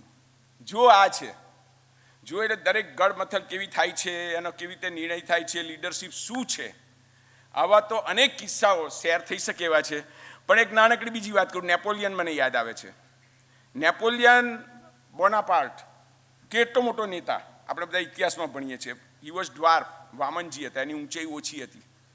હા, એટલે એક વખતે લાઇબ્રેરીની અંદર નેપોલિયન ચોપડી શોધતો હતો, સેલ્ફ, અને આમ કરે ને કબાટ પર પહોંચાય ની ચોપડી સુધી. એટલે પાછળથી અમિતાભ બચ્ચન જેવો કોઈ ઊંચો માણસ આવ્યો અને એ કહે છે, mister president sir, may I help you? I am higher than you. જો ઈગો હર્ટ થયો નેપોલિયનનો, મારાથી મોટો માણસ ફ્રાન્સમાં કોણ આવ્યો? એટલે એ આ સામે જુએ છે, mister you can be taller, you can't B higher. You can be taller, you can't B higher. જો એટલે નેતાગીરી, એનો ઈગો, અને એને કેવી રીતે જવાબ આપવો, આ બધી જ બાબતો નેપોલિયનના જોક્સ, આપણે જોક જેવું લાગે પણ it is a real incident કે એને તરત સંભળાવી દીધું કે હાયર એ સ્ટેટસની વાત છે, ટોલર એ ફિઝિકલ હાઇટની વાત છે. તમે આવી વાત કરો તો ના છે, એને કહ્યું કે nobody can be higher than me in France, you can be taller. તો આવી જે વાત છે. તમને બીજી એક નાનકડી વાત કરું કે ભીષ્મની જે નેતાગીરીની ક્રાઇસિસ છે અને આપણે કેવા નિર્ણયો કરવા જોઈએ ને ક્રાઇસિસ મેનેજમેન્ટની વાત છે. હું વિજિલન્સ કમિશનમાં સેક્રેટરી હતો, એ વખતે અંડર સેક્રેટરી હતો, અને મારી પાસે એસ્ટાબ્લિશમેન્ટ એટલે વહીવટ હતો. અમારે ત્યાં એક ડ્રાઈવર હતો જે બધા અધિકારીઓને બહુ હેરાન કરે. આવું બધું ઘણાને ખબર હશે, આવું બધું બનતું હોય છે કે અધિકારીઓને ડ્રાઈવરો હેરાન કરી શકે. શું કરે? ગાડીને પંચર પડી ગયું છે ને બગડી ગઈ છે ને કંઈ આમ થયું છે ને કંઈ આમ નથી ને તમને રસ્તે હેરાન કરે અધિકારીઓને. એવા ઘણા કિસ્સા વિજિલન્સમાં બનેલા. એટલે અમે એને સોકોઝ નોટિસ આપેલી કે તારે એક્સપ્લેન કરવું પડશે કે આમાં શું બન્યું હતું ને આમને તેમ. એટલે ઇન્ક્વાયરી ચાલુ હતી. એ દરમિયાન એને જીપીએફના ઉપાડની અરજી મૂકી. એના છોકરાના ભણવા માટે પ્રોવિડન્ટ ફંડમાંથી મારે વિડ્રો કરવા છે અને મારા છોકરાની ફી ભરવી છે.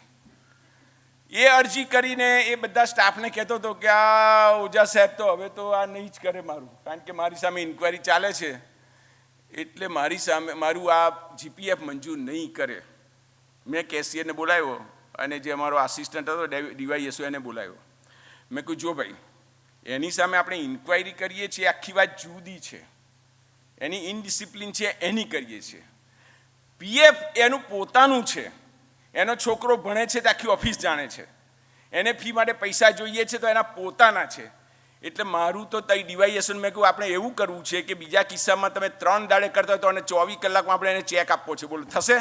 તો કે હા સાહેબ. અમે એને બોલાવીને ચેક આપ્યો ને તો પેલો રડી પડ્યો અને એને કહ્યું કે સાહેબ મને હતું કે તમે તો હવે મારું નહીં જ કરો. મેં કહ્યું જો ભાઈ, પેલું ઊભું જ રહેશે ને એમાં તને સજા કરી શું થવાની હશે? તો દેટ ઇઝ ડિફરન્ટ મેટર. એમાં અમે સમાધાન નહીં કરીએ. એમાં તું ખોટો પુરવાર થઈશ ને હેરાન કર્યા છે એવું સાબિત થશે તો યુ બી પનિશ્ડ. બટ આ વાત જુદી છે ભાઈ, આને ને પેલાને કોઈ સંબંધ નથી. આ લીડરશિપમાં આપણે આ કરવાનું છે કે આવી રીતે કોઈને હેરાન કરે. એ આયા તારું પૂંછડું આવ્યું છે ડુંગરની નીચે એટલે હવે તો તને દબાઈ દઉં. ના ભાઈ ના, નોટ ધેટ વે.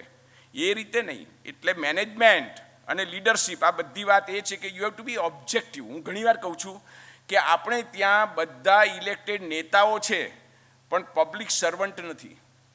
બહુ મોટો આ ભેદ છે. હા, જાહેર સેવક એ જુદી વાત છે. હું સ્પીપામાં ભણાવું ત્યારે અમારા અધિકારીઓને કહું છું કે તમે સરકારી અધિકારી નથી, તમે જાહેર સેવક છો. અને આ બેમાં આપ જમીનનો ફેર છે. સરકાર કહે તે નથી કરવાનું, નીતિ નિયમો અને પ્રસ્થાપિત પરંપરાઓ મુજબ વહીવટ ચલાવવાનો છે. એ જાહેર સેવા કરવાની છે અને લોકો માટે જાહેર એટલે લોકો, પીપલ. આપણો દેશ એ રિપબ્લિક છે. તમને કહેવાય છે કેમ ખબર છે? ઇંગ્લેન્ડ રિપબ્લિક નથી જ્યાંથી આપણે લોકશાહી લાવ્યા. લોકશાહી ઇંગ્લેન્ડથી આવી અને આપણને આની લોકશાહી ગમે નહીં, અંગ્રેજો હતા એટલે આપણે લોકશાહી તરફ ગયા અને બધું સરસ કહ્યું, સારી વાત છે. But England is not, Great Britain is not republic, whereas Bharat is, India is. કેમ? કારણ કે આપણે ત્યાં રાષ્ટ્રપતિ પણ ચૂંટાયેલો છે, કોઈ વંશ પરંપરાગત નથી. અને ત્યાં આજે રાણી છે ને હવે હમણાં રાજા આવ્યા વર્ષો સુધી, અને આજે પેલાની કંઈ ધરપકડ થઈ છે તો બધું જુદી વાત છે આખી. પણ ટૂંકમાં આપણે ખરા અર્થમાં 75 વર્ષે પણ સાચી લોકશાહી ચલાવી રહ્યા છે. એની મુશ્કેલીઓ છે, લીડરશિપની ક્રાઇસિસ છે જે વર્લ્ડ ઓવર છે. ઘરમાં પણ છે, ઓફિસમાં પણ છે, દેશમાં પણ છે અને પ્રતિનિધિ ગૃહોમાં પણ છે. પણ એ બધું હોવા છતાં આપણી લોકશાહી હજી ટકી રહી છે અને એને સુધારાક્ષમ છે. ઇનકોરિજિબલ નથી બની ગયા, સુધારાની શક્યતા જ નથી. નિરાશ થઈ જઈએ એવી દશા નથી. એટલે આપણે એક બહુ જ આશાવાદ લઈને જવાની જરૂર છે કે ભારત હજુ વધુ ટકી રહ્યું છે અને એને આપણે ટકાવવું હશે તો આપણા સારા કોન્ટ્રીબ્યુશનની એમાં જરૂર છે. ઘણી બધી વાતો થઈ શકે પણ હું અત્યારે નથી કરતો. એટલે ફરીવાર ક્યારેક લેક્ચરની તક મળશે તો તમને કરીશ. બાકી બહુ સરસ ઇન્ટરેસ્ટિંગ બાબતો છે. ક્રાઇસિસ મેનેજમેન્ટ એક નાનકડો કિસ્સો હજી મને યાદ આવે છે. એસકે સેલે તમારા ઇન્ડસ્ટ્રી સેક્રેટરી હતા, વાઘ જેવા ગણાય. હા, એટલે બીજો આઈએસ ઓફિસર ડાયરેક્ટ હોય ને તે પણ સેલતને મળવા ના જાય. મને ભાટિયા સાહેબ ફોન કરે કે ડંકેશ આજે મળવા આવું સેલતને કે મળું કે ના મળું. નકુ સાહેબ આજે ના આવતા, એમનો મૂડ બરાબર નથી, કાલે રાખો. એટલે લોકો ના આવે. એ સેલત એક વખતે દિલ્હી મિટિંગમાં જવાનું, અને પ્લેનની એની દોડાદોડ ને પેલો ડ્રાઈવર તૈયાર ને બધું, અને પેલા મેટર જે દિલ્હી લઈ જવાનું હતું તે સ્ટેપલ લઈને આવ્યો, અને એની અંદર 2 પાના કંઈ ઊંધા હતા. 2 પાના ઊંધા મુકાઈ ગયેલા અને સ્ટેપલ વાગી ગયેલી. અને સેલર સાહેબ વોઝ ફ્યુરિયસ, જબરજસ્ત. શું છે આમ છે? મેં કહ્યું સાહેબ તમે શાંત રહો. મેં એમને બેઠા બેઠા ફટ દઈને ફાડી નાખ્યું, અને પેલા પાના છતાં કરીને ફરી એમના ટેબલ પરથી સ્ટેપલર લઈને લગાવીને મેં કહ્યું સાહેબ તમે ઉપડો દિલ્હી, આનું પછી કરજો. He was so impressed. એટલે મને કહે છે કે ઓજા તમારે કોઈ પણ બેઠું હોય ને તમારે નોક કર્યા વગર મારે ત્યાં આવી જવાનું. તો આખી સચિવાલયને આશ્ચર્ય કે આ સેલર ડંકેશની સાથે આવી રીતે કેવી રીતે વર્તે છે. પણ ધીસ ઇઝ ક્રાઇસિસ મેનેજમેન્ટમાં મેં એને ઉકેલ કરી આપ્યો કે સાહેબ તમે તમારું પ્લેન જતું રહેશે, તમે અત્યારે ગુસ્સે થઈને એ ન થાવ. આ 2 પાના આપણે ખોલી નાખ્યું તો સરખા કરીને ફરી પાછું લગાવી દીધું તો થઈ ગયું, નથિંગ રોંગ અબાઉટ ઇટ. પણ એ કે મને કેમ ના સૂજ્યું? સેલત તો સવાલ એ હતો કે આ મને કેમ ના સૂજ્યું. તો જુઓ, એટલે કોઈ પણ નાના માણસને કંઈક સૂજી શકે છે. હું કંઈ બહુ મોટી વાત નથી કરતો, પણ આવી નાની નાની બાબતો એ ક્રાઇસિસ મેનેજમેન્ટ છે. અને એમાં જો તમે વધારે યોગદાન આપો તો તમારા લીડરશિપને સાહેબોના પ્રિય પણ બની શકો છો. એવું પણ બન્યું. અને આ ઓબ્જેક્ટિવિટી હું એને માટે કહું છું કે સારી રીતે આપણે કંઈ એને માટે કરતા નથી. હું તો પહેલેથી જાણીતો એને માટે છું કે નો સર કહેવાવાળો છું, કારણ કે માવળંકર પાસે હું ભણ્યો છું. એટલે ના કહેવામાં સહેજ પણ વાર જ નહીં કરવાની. આ માવળંકરે લીડરશિપની છેલ્લી વાત કટોકટી વખતે, it's a blot on democracy, 1975 25 જૂન આખા દેશ માટે કાળો દિવસ કહેવાય. એ વખતે એ સમયની અંદર Mavalankar was in Lok Sabha, Umashankar was in Rajya Sabha. સાહેબ ગુજરાતના 2 લોકોએ, 2 પ્રતિનિધિઓએ ઇન્દિરા ગાંધીને મોઢા મોડ, અને બંને જણ નહેરુના મિત્રો છે, નહેરુને જાણે છે, નહેરુની દીકરી છે, અને છતાં એને કહ્યું કે નો ધીસ ઇઝ નોટ ડન. એટલે માવળંકરે કહ્યું કે નો સર. માવળંકરનું અંગ્રેજીમાં એના જે બધા લેક્ચર્સ છે આ લોકસભાના એ વખતના, એનું કલેક્શનનું ટાઇટલ શું છે? નો સર. અને એનું ગુજરાતી કર્યું એ બહુ લાંબુ કર્યું. ગુજરાતીમાં શું કહ્યું ખબર છે? ભગવાન આ કદી માફ નહીં કરે. જો અંગ્રેજીમાં નો સર, ગુજરાતીમાં ગુજરાતીઓને સમજાય એવી રીતે ભગવાન આ કદી, ત્યાં જે લોકશાહી સાથે કર્યું છે એ ભગવાન આ કદી માફ નહીં કરે. એટલે રાજ્યસભામાં ઉમાશંકરે પણ અને લોકસભાની અંદર માવળંકરે પણ જે લીડરશિપની ક્વોલિટીઝ બતાવી આખા દેશ સમક્ષ, એને સલામ કરીને મારી વાત પૂરી કરું છું. Thank you very much.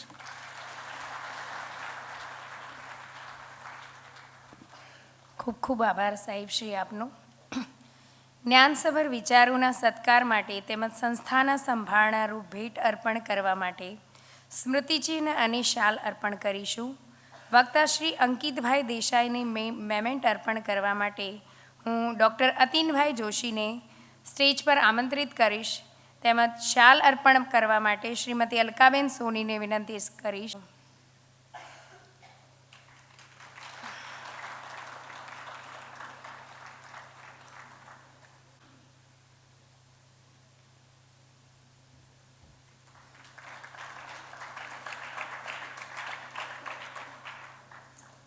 અધ્યક્ષ શ્રી ડંકેશભાઈ ઓઝાને મેમેન્ટ અર્પણ કરવા માટે હું ડૉક્ટર આશીષભાઈ ઠાકરને નિમંત્રિત કરીશ.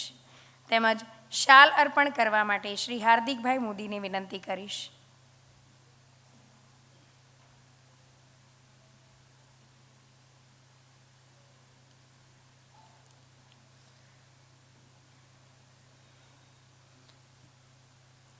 સંસ્થાનું આ કાયમી સંભાળનું હંમેશા માટે આપણી સ્મૃતિ ચિહ્નમાં અંકિત થયેલું છે. સાચા અર્થમાં આપણે કૃતજ્ઞ થયા છીએ કે જેમણે પોતાનો અમૂલ્ય સમય ફાળવી અને આપણને કૃતાર્થ કર્યા છે. નમસ્કાર.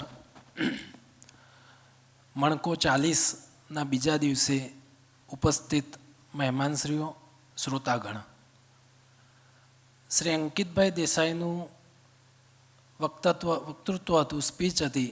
એમાં એવું ક્યાંક ને ક્યાંક અનુભૂતિ થતી હતી કે પોતે ભીષ્મ છે અને આપણે સૌ યુધિષ્ઠિર અને પાંડવો છીએ.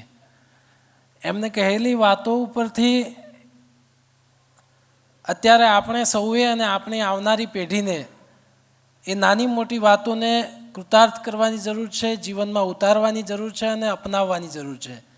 તો ક્યાંક ને ક્યાંક દક્ષિણ ગુજરાતથી એટલે કે 500-600 કિલોમીટર દૂરથી આવેલા અંકિતભાઈનો ફેરો સફળ થશે, અથવા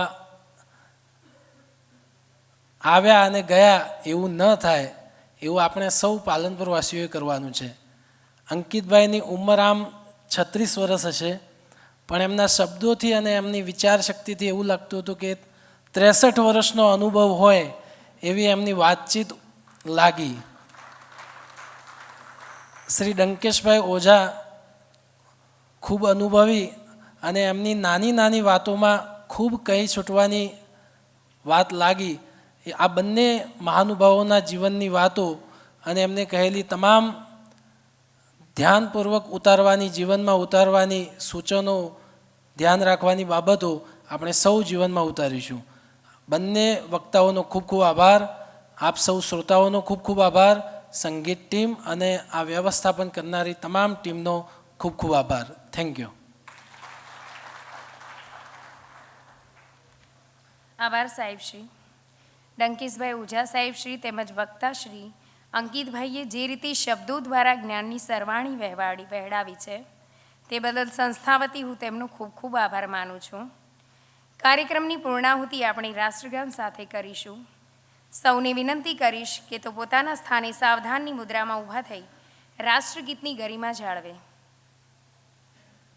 जनगण मन अधिनायक जय हे भारत भाग्य विधाता पंजाब सिंध गुजरात मराठा द्राविड उत्कल गंगा विंध्य हिमाचल यमुना गंगा उच्चल जलधि तरंगा तव शुभ नामे जागे तव शुभ आशीष मागे गाहे तव जय गाथा जन गण मंगलदायक जय हे भारत भाग्य विधाता जय हे जय हे जय हे जय जय जय जय हे.